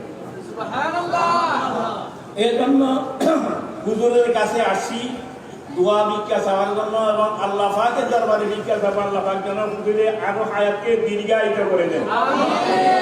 এই মাদ্রাসা দিয়েছেন অনেক পীর মাশায়েখেরা, জৌনপুরের হুজুরাও মাদ্রাসা দিয়েছেন, কিন্তু ওনার মাদ্রাসার ধরন হলো অন্যরকম। এটা শুনিও আল্লাহ পাকের দরবারে আমি এ ফরিয়াদ করি, আল্লাহ এই দ্বীনের কারিগর যে তিনি তৈরি করতেছেন, আল্লাহ পাক ওনার এই মেধাকে, স্মৃতিশক্তিকে, শক্তিকে, ইমানি কুওয়াতকে বহুগুণে বাড়াই দেন। আর যে সমস্ত শরীররা এখানে তৈরি হইতেছে, আল্লাহ পাক তাদের ওনার মতো যোগ্যতা দান করিয়া উম্মতের দায়ী ও রায়ী হিসাবে উম্মতের দ্বীন ও ইমানের হেফাজতের জন্য কবুল করে, বলেন আমিন। এখানে হাতে কলমে শিক্ষা দিয়ে প্রস্তুত করা হচ্ছে। বর্তমানে এক শ্রেণীর মাদ্রাসাতে মিলাদ কিয়াম, এটা জায়েজ না না জায়েজ, হালাল না হারাম, একতলাফি মাসালাগুলি নিয়ে ওই সমস্ত মাদ্রাসাগুলিতে ট্রেনিং দেওয়া হচ্ছে, ট্রেনিং ডিভাইড করে দিচ্ছে। তারা সমাজের মধ্যে বিশৃঙ্খলা সৃষ্টি করতেছে। আজকে আমাদের সাক্ষীরে একটা প্রোগ্রাম ছিল, তারপরে তারা কালকে রাত্রে আমার হুজুর আমরা বই গেলে মাহফিল করা সম্ভব নয়, এসপি আগে পারমিশন দিয়েছে, এখন ক্যান্সেল করছে।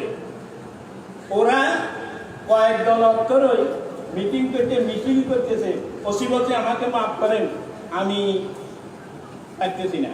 তাই কি করবেন, 2 মাস সময় দেন, 11টা থেকে অর্থাৎ 2টা পর্যন্ত চলে।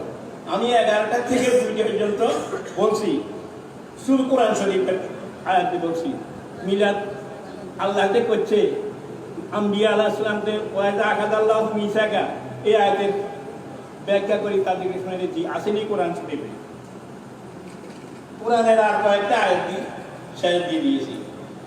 কিন্তু তারা সেখানে অপপ্রচার করছে কি? আমরা যারা সুন্নিরা নিজের জ্ঞান করি, আমরা মাজার পূজারি। আমি বলছি আমরা মাজার পূজারি নয়, মাজার পূজা হারাম, মাজারে সেজদা দেওয়া হারাম। এই লোকের উপরে আমরা আছি। আমরা হক্কানি সিলসিলা, জৌনপুর, শর্ষিনা, তারপরে কোনাকান্দা, ধামজি, এই সমস্ত ওলামায়ে কেরামরা, পীর মাশায়েখরা, ওনারা হক্কানি, আমরা হক্কানি সিলসিলাতে আছি। কেউ যদি দড়ি দিতে পারো আমাদের মধ্যে কোনো গোলামি আছে, সেদিকে কুফরি কোনো গন্ধ আছে, তাহলে আমরা এটা শুধরাইতে চেষ্টা করব। তা আমি এখানে ওয়াজ করতে আসি নাই। আমাদের নবী মুহাম্মদ রাসূলুল্লাহ সাল্লাল্লাহু আলাইহি ওয়াসাল্লাম তিনি হলেন আল্লাহর রহমত। এই উপাধি কে দিয়েছেন? ওয়া মা আরসালনাকা ইল্লা রাহমাতাল লিল আলামিন। আল্লাহর নাম নিছেন আলহামদুলিল্লাহি রাব্বিল আলামিন। আল্লাহ হলেন রাব্বুল আলামিন, নবী হলেন রাহমাতুল লিল আলামিন। তাকে এক শায়ের বলেন, जहाँ तक है रबूबियत खुदा की वहाँ तक है रहमत मुस्तफा की। আল্লাহ পাক রব্বুল আলামিনের শানের সাথে নবীর শানের সাথে সম্পৃক্ততা রয়েছে। এটা হযরত উলামায়ে কেরাম জোহরের পর থেকে আপনারা বয়ান করছেন। এখন নানার বাড়ি কিচ্ছা, হ্যাঁ, মার কাছে বলে লাভ নাই। আপনারা এই হযরতের উসিলায় আমার থেকে অনেক বেশি জানছেন, বুঝছেন। আমি একটি মাত্র আল্লাহর কাছে ফরিয়াদ করি, আল্লাহ হযরতের হায়াতকে দীর্ঘায়িত করুক। আর যে সেনারা আপনারা তৈরি হইতেছেন, এদের মধ্যে ইখলাস লাগলো, তাকওয়া, মুখলিসিন লাহুদ্দিন হইতে হবে। হুজুর কেবলার ইখলাসের সাথে আপনাদের ইখলাস থাকতে হবে। দুনিয়াদারি, লোভ, লালসা এগুলা অন্তর থেকে দুই মুঠি বের করতে হবে। যে আলেমের অন্তরের মধ্যে দুনিয়ার লোভ, লালসা, অর্থ লালসা ডুববে, তার থেকে আল্লাহ দ্বীনকে বাইর করে দিবেন। আমি আপনাদের কাছে দোয়া চাই, মদের কাছে দোয়া চাই। আমার সময় তো শেষ, প্রায় আসরের সময় হয়ে গেছে। 40-42 বছর পর্যন্ত আমিও এই বেলা বলছি। আল্লাহ পাক আমি দোয়া চাই, আল্লাহ পাক আমার ঈমান ও আমলকে হেফাজত করি যেন এই দুনিয়া থেকে নেন। আখির দাওয়ানা আলহামদুলিল্লাহি রাব্বিল আলামিন। আসসালামু আলাইকুম ওয়া রাহমাতুল্লাহ।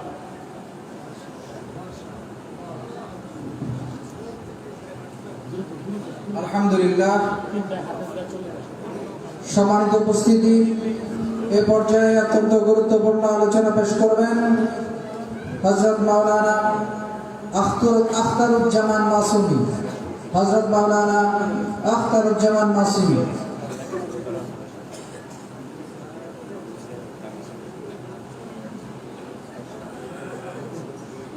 আসসালামু আলাইকুম ওয়া রাহমাতুল্লাহি ওয়া বারাকাতুহু। সবাই কেমন আছেন? ময়দান থেকে একটু আওয়াজ চাই। সবাই কেমন আছেন? আজকে ঈদে মিলাদুন নবীর মাহফিল, ঠিক কি না? সেই জন্য সেই ঈদকে সামনে রেখে সবাইকে ঈদের শুভেচ্ছা জানাচ্ছি। ঈদ মুবারক। ময়দান থেকে আওয়াজ হবে ঈদ মুবারক। মদিনা মদিনা মদিনা,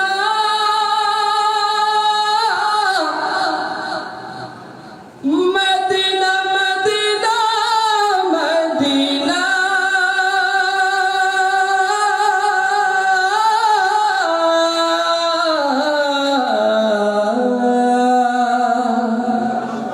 মদিনা মদিনা মদিনা। আমি ধন্য গো রাসূল তোমাকে পেয়ে,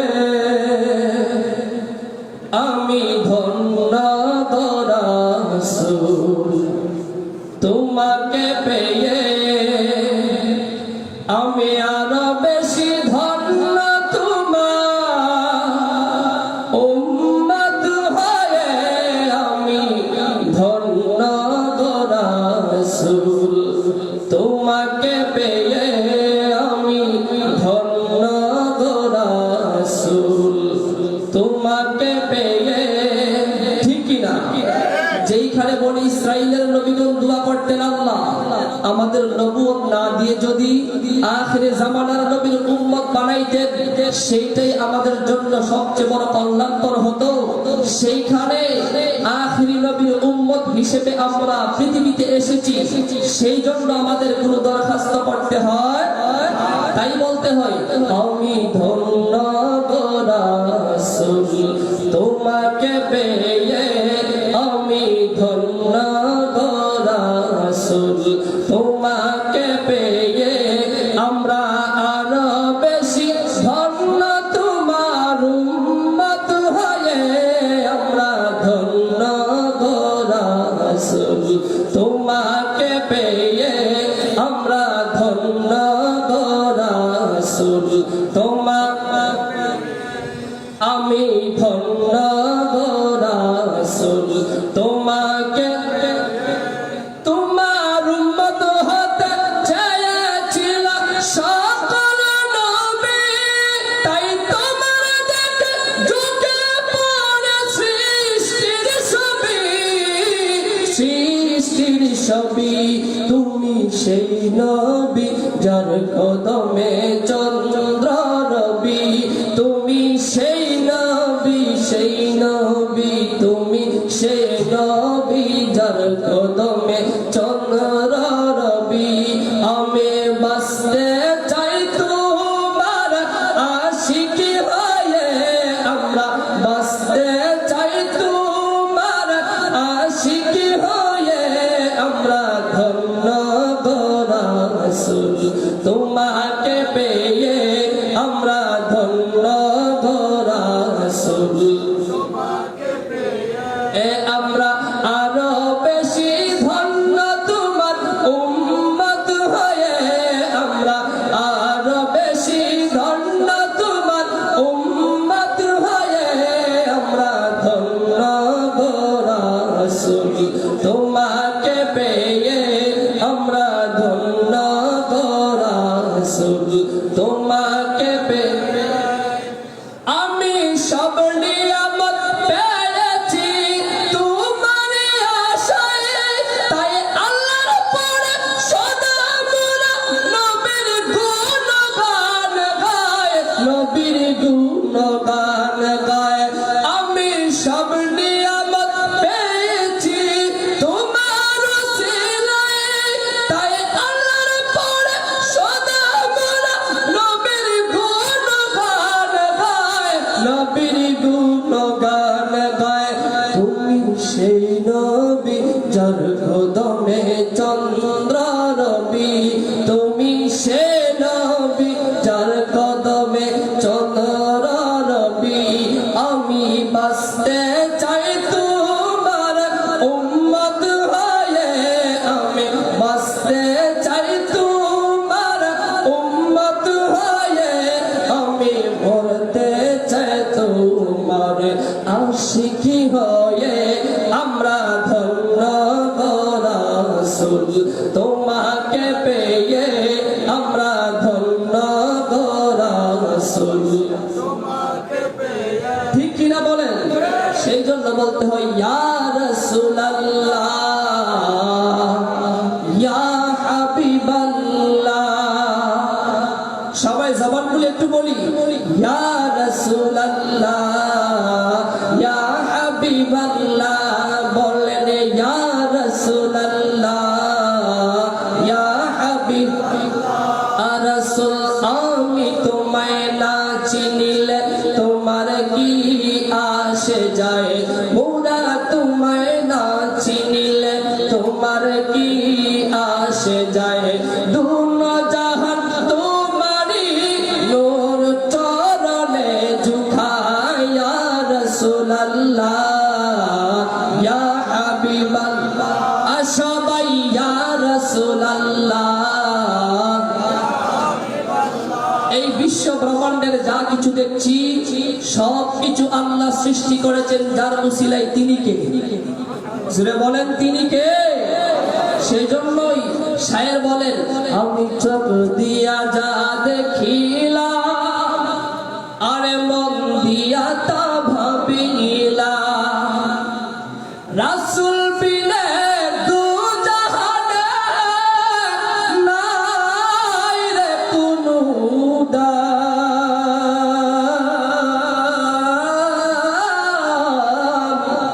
মোদের আসল পরিচয় মোরা নবীজির গোলাম।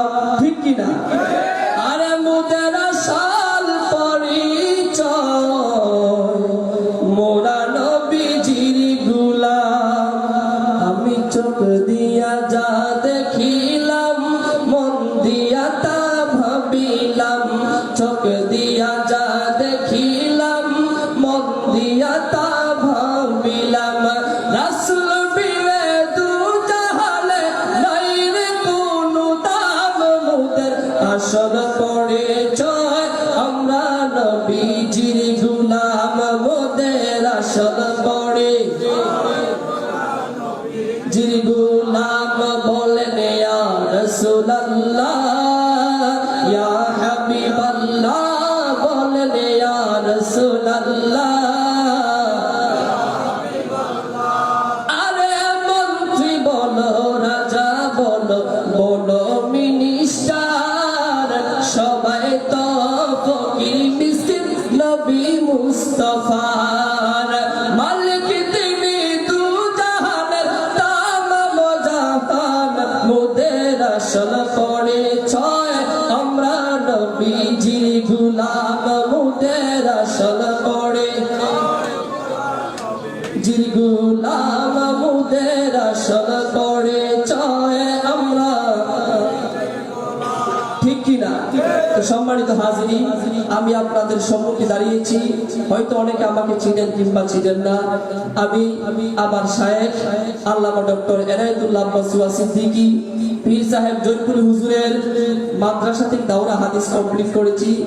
হুজুরের দুয়ার বরকতে আমি আমার যতটুকু সামান্য পারি সিলসিলায়ে বালানুর ইমাম আহলে সুন্নাহ শাহ কারামত আলী জয়পুরি রাহিমাহুল্লাহদের গোলামি করে যাচ্ছি। আল্লাহ যেন এই মাসলাকের উপর মরণ পর্যন্ত নিজেকে বিসর্জন দেওয়ার ঈমানি কুওয়াত দান করে।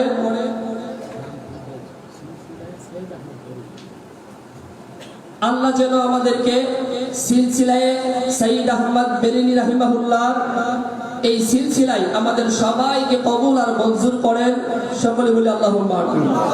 সম্মানিত হাজিরিন, একদম শেষ পর্যায়ে আমি আমার নিজের একটা নাতের একটা কলি বলেই শেষ করে নিচ্ছি, যেহেতু রাত শেষ দিকে চলে আসছে। আমরা সবাই নবীকে দেখতে চাই, ঠিক কিনা বলেন? আমরা সবাই নবীর পাগল, নবীকে দেখাটাই আমাদের সবচেয়ে সর্বোচ্চ বড় তামান্না, ঠিক কিনা? সেই জন্য আমি আমার নাতে লিখেছিলাম, নবী আমি তোমার পাগল নাও না টেনে রোজাতে, আরে দিদার দিয়ে ধন্য করো কাঁদি বসে নিশিতে রে, আরে নবী আমি তোমার পাগল নাও না টেনে রোজাতে, আরে উম্মতের মায়ায় যিনি আছেন শুয়ে মদিনা, তাই তো সবুজ গম্বুজ আমার মনের ঠিকানা, স্বয়ং খুদা রহমত বেজে স্বয়ং খুদা রহমত ভেজে প্রিয় নবীর প্রেমেতে, নবী আমি তোমার পাগল নাও না টেনে রোজাতে, দিদার দিয়ে ধন্য করো বসে আছি আশাতে, আরে নবী আমি তোমার পাগল নাও না টেনে রোজাতে। আসসালামু আলাইকুম ওয়া রাহমাতুল্লাহি ওয়া বারাকাতুহু। সম্মানিত সুধী মণ্ডলী, এ পর্যায়ে অত্যন্ত সংক্ষিপ্ত সময় 10 মিনিটের জন্য দোয়া নেবেন হযরত মাওলানা ABM শরীফুল ইসলাম যুক্তিবাদী।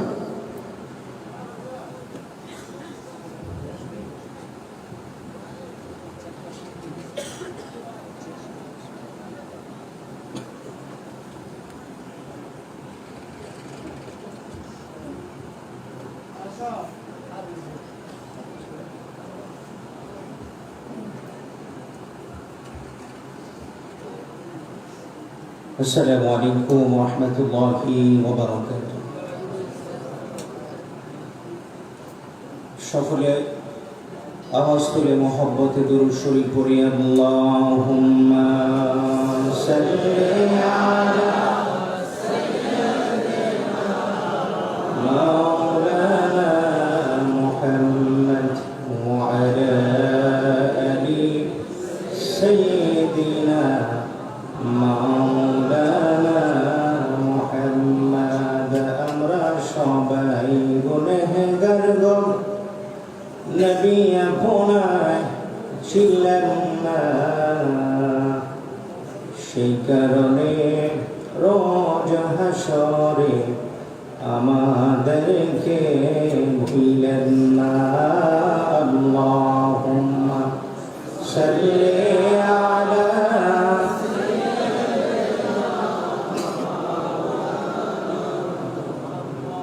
وعلى آل سيدنا مولانا محمد بلغ العلا بكماله كشف الدجى بجماله حسنت جميع خصاله صلوا عليه وآله মহান আল্লাহ পাকের দরবারে অসংখ্য লাখো কোটি শুকর যে আল্লাহ পাক রব্বুল আলামিন জুনপুর দরবারে পবিত্র ঈদে মিলাদুন নবী সাল্লাল্লাহু আলাইহি সাল্লাম উপলক্ষে আজকের এই নুরানি মাহফিলে আল্লাহ পাক রব্বুল আলামিন আমাদের সবাইকে আসার এবং বসার তৌফিক এনায়েত করেছেন। এই জন্য আমরা সকলে মহব্বতে বলি আলহামদুলিল্লাহ। আর একটু আওয়াজ করে বলি আলহামদুলিল্লাহ। তো ওয়াজ আসলে বড় কথা না, হুজুর বলেছেন, এই জন্য এখানে বসেছি একটু দোয়া নেওয়ার জন্য, আপনাদের কাছ থেকে দোয়া নেওয়ার জন্য। তো আল্লাহর কাছে একটি কথাই বলি, বিশ্বনন্দিত মুফাসসিরে কোরআন উস্তাদুল আসাতিজা আল্লামা মাওলানা ডক্টর সৈয়দ মোহাম্মদ এনায়েতুল্লাহ আব্বাস ওয়া সিদ্দিকী জোনপুর হুজুরের নেক হায়াত আল্লাহর কাছে কামনা করি। আমরা সবাই বলি আল্লাহুম্মা আমিন। আর একটু মহব্বতে বলুন আল্লাহুম্মা আমিন। মহান আল্লাহ পাক রব্বুল আলামিন আমাদের সবাইকে এই নুরানি ইরফানি বরকতি মাহফিলে আসার এবং বসার তৌফিক দিয়েছেন। এতে আমরা খুশি না বেজার? আওয়াজ তুলে বলুন খুশি না বেজার? কারা কারা খুশি আছেন আল্লাহকে হাত তুলে দেখান তো, চিৎকার মেরে একটা ডাক দেন, বলেন তো আল্লাহ। আর একটু মায়া করে বলেন তো আল্লাহ। আলহামদুলিল্লাহ বলেন। এই যে হাতটা তুলছেন, এটা ফেরেশতারা ক্যামেরা করছে, কি বলেন ঠিক কিনা? ভিডিও করছে, ফটো উঠছে। এই হাতটাকে টার্গেট করে আল্লাহ পাক রব্বুল আলামিন হাসরের ময়দানের দিন আমাদের জিন্দেগীর সমস্ত গুনাহগুলি মাফ করতে পারেন, কি বলেন ঠিক না ঠিক? আল্লাহ পাক রব্বুল আলামিন হাসরের ময়দানের দিন ডাক দিয়ে বলবে, ফেরেশতারা রে, ঈদে মিলাদুন নবী সাল্লাল্লাহু আলাইহি সাল্লামের মাহফিলে জোনপুর দরবার শরীফে তোমরা উপস্থিত হয়েছিলে এবং তোমরা হাত তুলে বলেছিলে এই মাহফিলে আসতে পেরে তোমরা ধন্য হয়েছ, খুশি হয়েছ। এই চিত্রটা আমার কাছে পছন্দ হয়েছে, জানে বন্দা যা, এটার খাতিরে তোর জিন্দেগির সমস্ত গুনাহগুলি মাফ করে দিলাম। জোরে বলেন সুবহানাল্লাহ। আর একটু আওয়াজ করে বলুন সুবহানাল্লাহ। আমার ভাইরা, এই নবীর উম্মতের দাম কত, যা বলা বিশাল। আমার ভাইরা, এই নবীর উম্মতের প্রশংসা করেছেন আল্লাহ পাক রব্বুল আলামিন মুসা কালিমুল্লাহর জমানায়। বলেন সুবহানাল্লাহ। আপনারা তুর পাহাড়ের নাম শুনছেন না? তুর পাহাড়, তুর পাহাড়ের মধ্যে মুসা নবী হেঁটে হেঁটে তুর পাহাড়ের মিডল পয়েন্টে চলে গেলেন। ডাক দিয়ে বলেন, আল্লাহ রব্বুল আলামিন, আমি মুসা চলে আসছি, আপনার সাথে কথা বলবো। আল্লাহ ডাক দিয়ে বললেন, ও মুসা, তোমার সাথে আমার কথা আছে।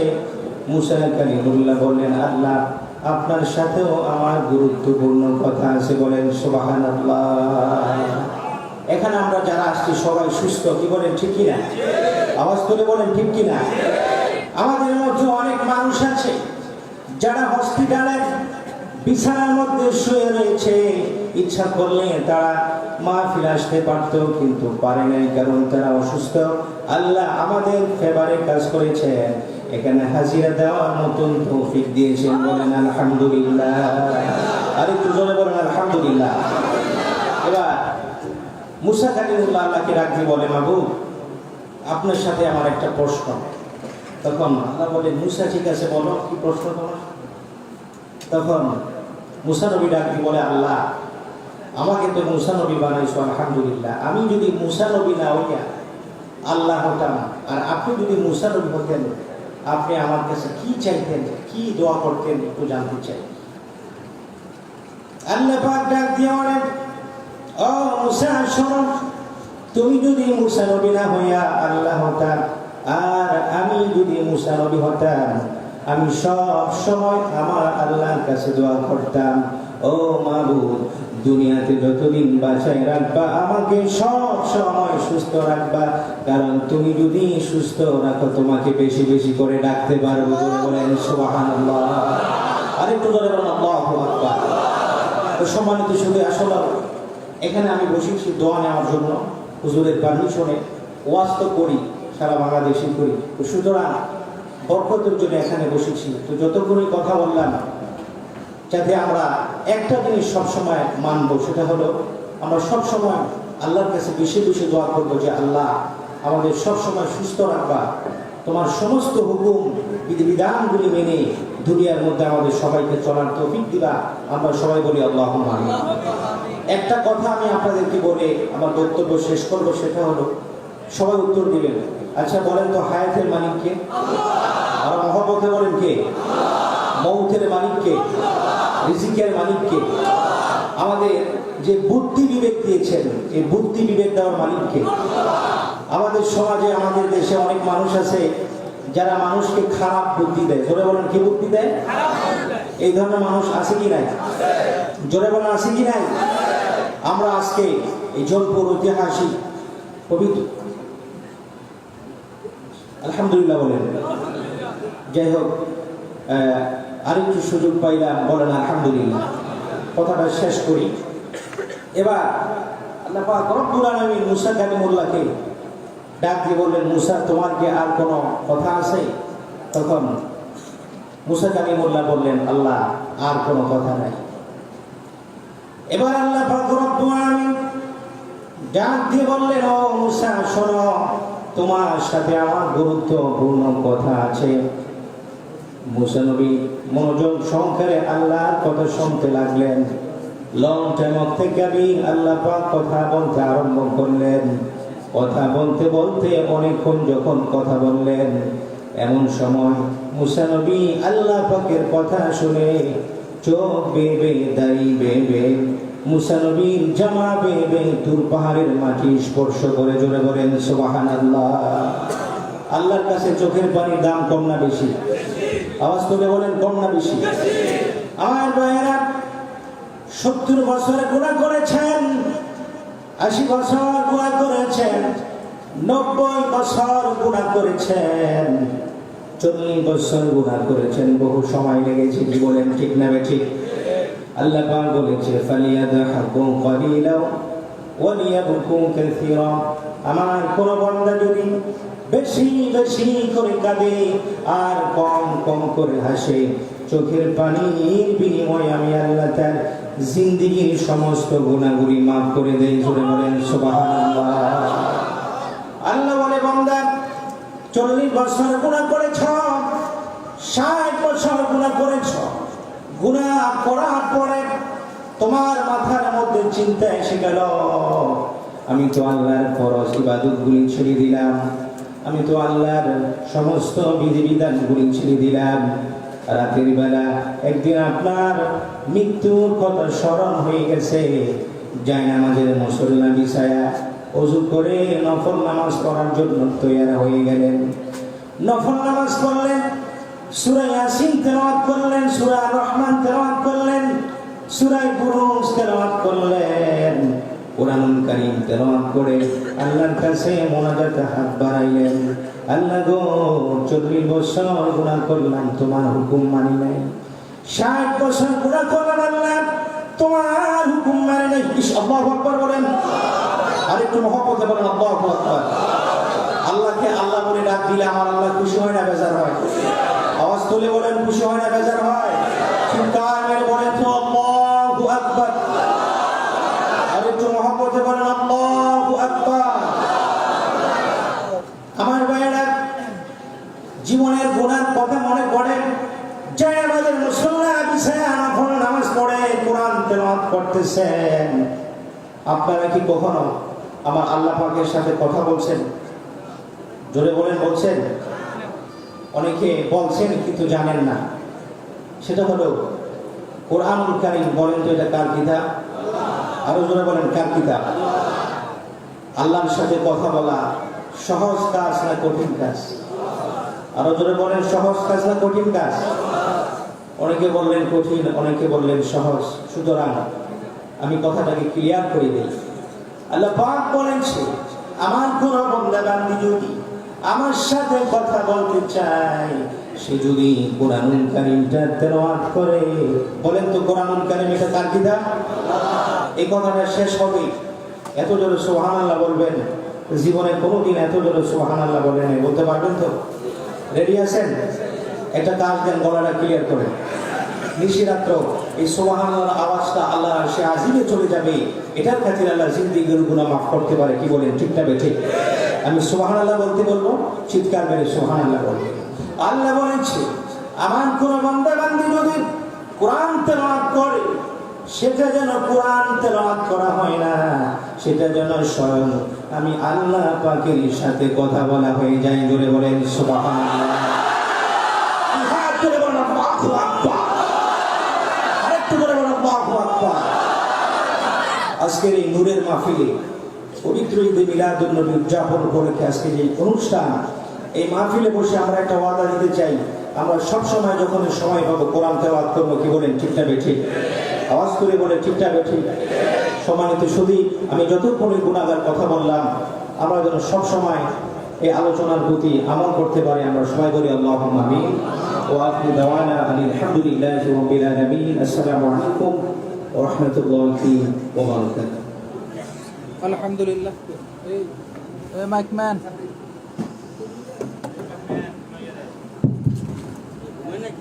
আলহামদুলিল্লাহ। সম্মানিত সুধী মণ্ডলী, এ পর্যায়ে পাগড়ি প্রদান অনুষ্ঠান। অত্র মাদ্রাসার হিফজ বিভাগ থেকে যারা হাফেজ হয়েছেন, এ পর্যায়ে তাদেরকে পাগড়ি প্রদান করা হবে। প্রথমে পাগড়ি নেওয়ার জন্য আসছেন হাফেজ মোহাম্মদ সিয়াম হোসেন, পিতা মোহাম্মদ ওমর ফারুক।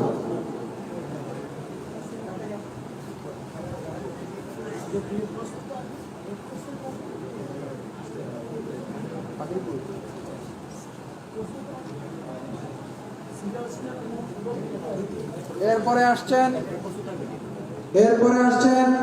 হাফেজ মোহাম্মদ রিফাত হোসেন, পিতা মোহাম্মদ রিপন মিয়া। এরপরে আসবেন হাফেজ মোহাম্মদ রেজাউল করিম, পিতা মোহাম্মদুল্লাহ।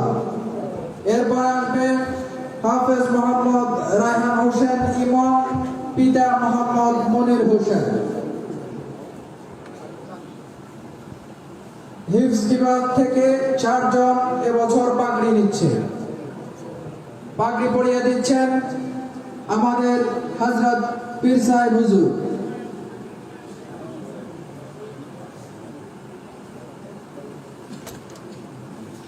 দাওরা বিভাগ, এরপরে দাওরা বিভাগের পাগড়ি নেওয়ার জন্য প্রস্তুত থাকার জন্য অনুরোধ করা হচ্ছে।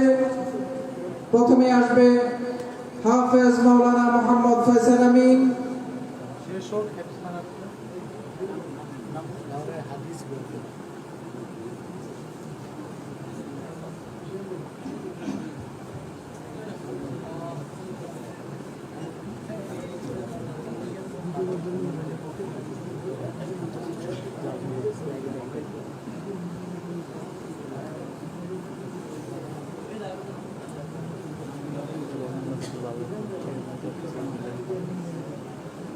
হিফজ বিভাগের এখন যে পাগড়ি পরবে মোহাম্মদ হাফেজ মোহাম্মদ রেজাউল করিম।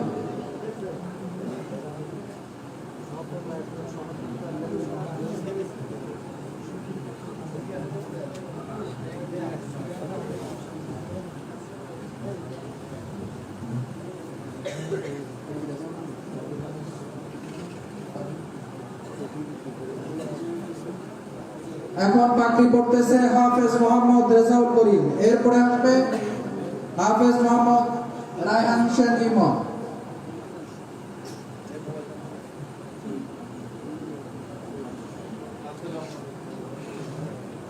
পাগড়ি পরিয়ে দিচ্ছেন আমাদের পীর সাহেব হুজুর। আমরা সবাই বলি মারহাবা, আমরা বলি আলহামদুলিল্লাহ।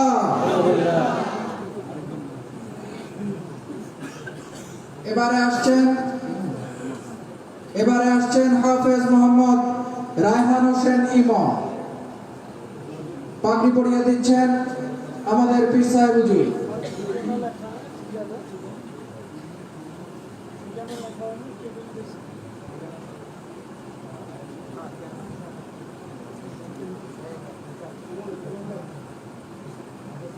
আমরা সবাই বলি মারহাবা, বলি আলহামদুলিল্লাহ।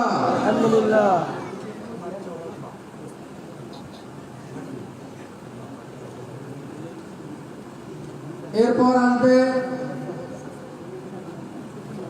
দাওরায়ে হাদিস বিভাগের ছাত্ররা। প্রথমে আসছেন হাফেজ মাওলানা মোহাম্মদ ফয়সাল আমিন, পিতা আলহাজ মনিরুল ইসলাম, গ্রাম সাহেবনগর, থানা মুরাদনগর, জেলা কুমিল্লা। পাগড়ি পরিয়ে দিচ্ছেন আমাদের হযরত পীর সাহেব হুজুর।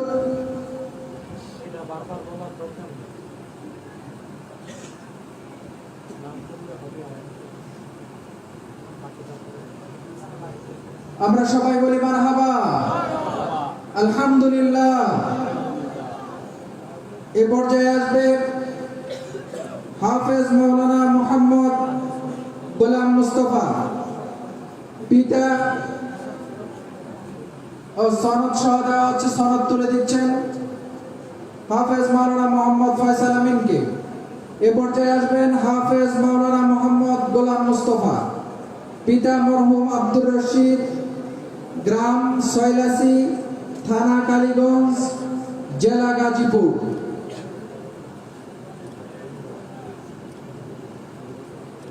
আমরা সবাই ওনাদের জন্য দোয়া করি আর বলি মারহাবা, আলহামদুলিল্লাহ। সনদ তুলে দিচ্ছে, পাশাপাশি সনদ তুলে দিচ্ছেন। এ পর্যায়ে আসছেন মাওলানা মোহাম্মদ আব্দুর রহমান, পিতা মোহাম্মদ হযরত আলী, গ্রাম লতুবদি, থানা সিরাজদি খান, জেলা মুন্সিগঞ্জ।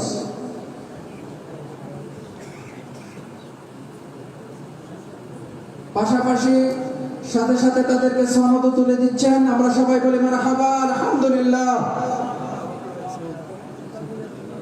এ পর্যায়ে আসছেন হাফেজ মাওলানা মোহাম্মদ সালমান সাদি, পিতা মোহাম্মদ আব্দুস সাত্তার, গ্রাম গোপালপুর, থানা তিতাস, জেলা কুমিল্লা।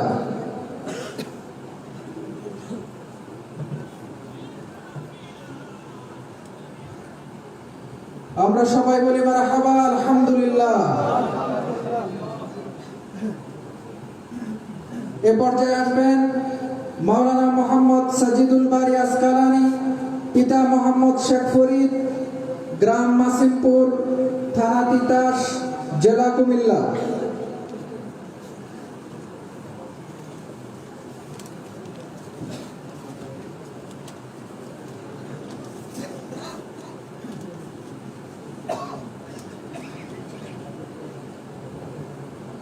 আমরা সবাই বলি মারহাবা, আলহামদুলিল্লাহ। এ পর্যায়ে আসছেন হাফেজ মাওলানা মোহাম্মদ মুজিবুর রহমান, পিতা মোহাম্মদ মনির হোসেন মুন্সি, গ্রাম গোপালপুর, থানা তিতাস, জেলা কুমিল্লা।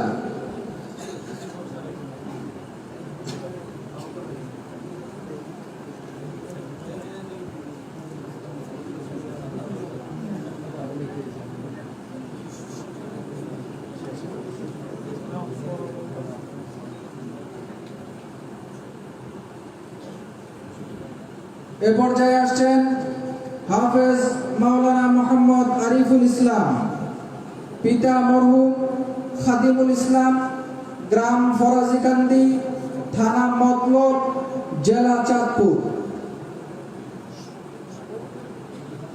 আমরা সবাই বলি মারহাবা আলহামদুলিল্লাহ।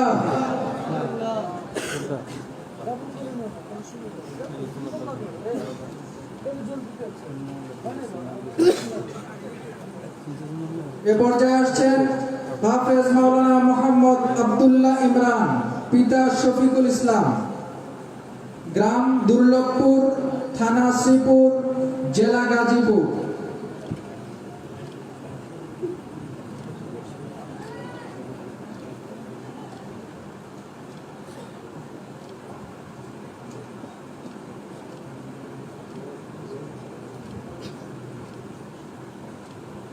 এ পর্যায়ে আসছেন মাওলানা মোহাম্মদ মোবারক হোসেন, পিতা মরহুম আব্দুল কুদ্দুস, গ্রাম লতবদি, থানা সিরাজদি খান, জেলা মুন্সিগঞ্জ।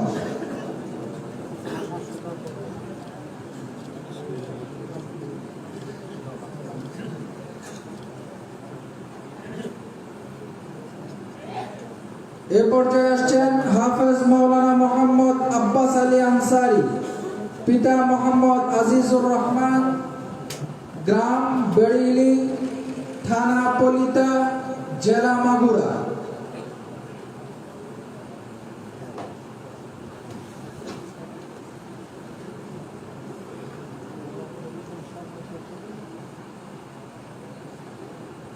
এরপর আসছেন মাওলানা কারি মোহাম্মদ মোকাম্মেল হোসেন, পিতা মাওলানা মোহাম্মদ আবু সাইদ, গ্রাম মাইনকারহাট, থানা বোরহানউদ্দিন, জেলা ভোলা।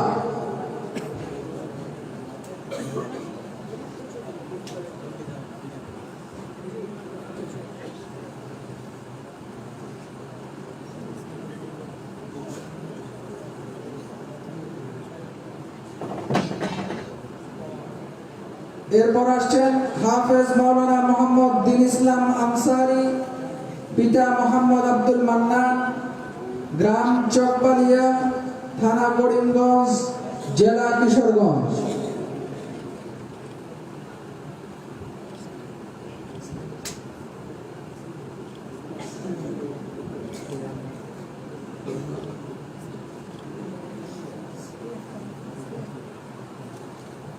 এরপর আসছেন হাফেজ ইসমাইল হোসেন, চান্দিনা।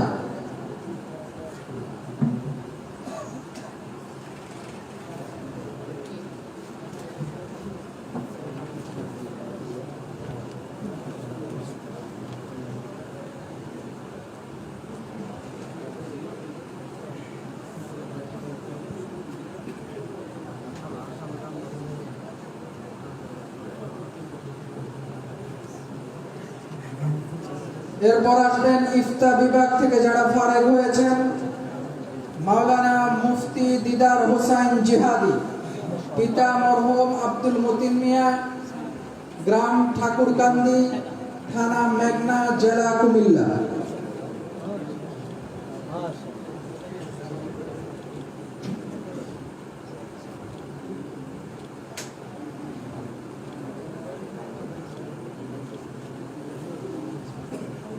এরপর আসবেন মাওলানা মুফতি শরীফুল ইসলাম, পিতা মরহুম ফজলুল হক, থানা মতলব, দক্ষিণ, জেলা চাঁদপুর।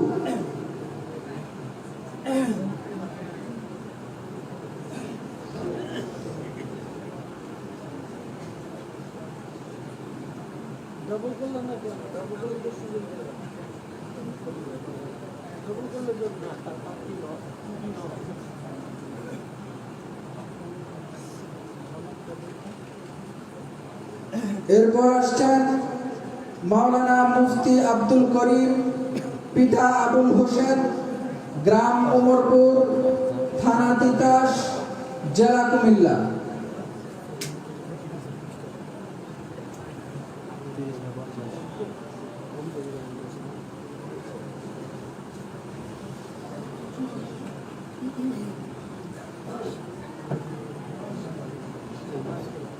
শেষ শেষ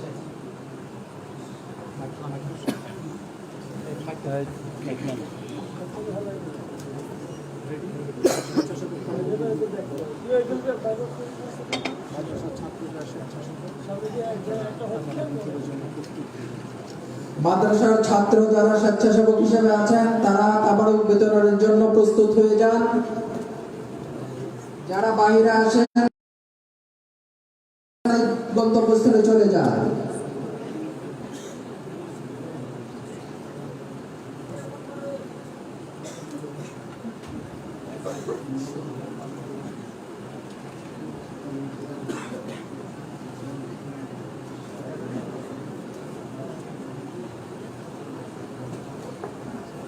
আমাদের পীর সাহেব হুজুরের লিখিত নিয়তের উপরে কিতাব আছে, দরবার শরীফে আছে, গেটে আছে। আপনারা সবাই কিতাব সংগ্রহ করে নিয়ে যাবেন ইনশাআল্লাহ।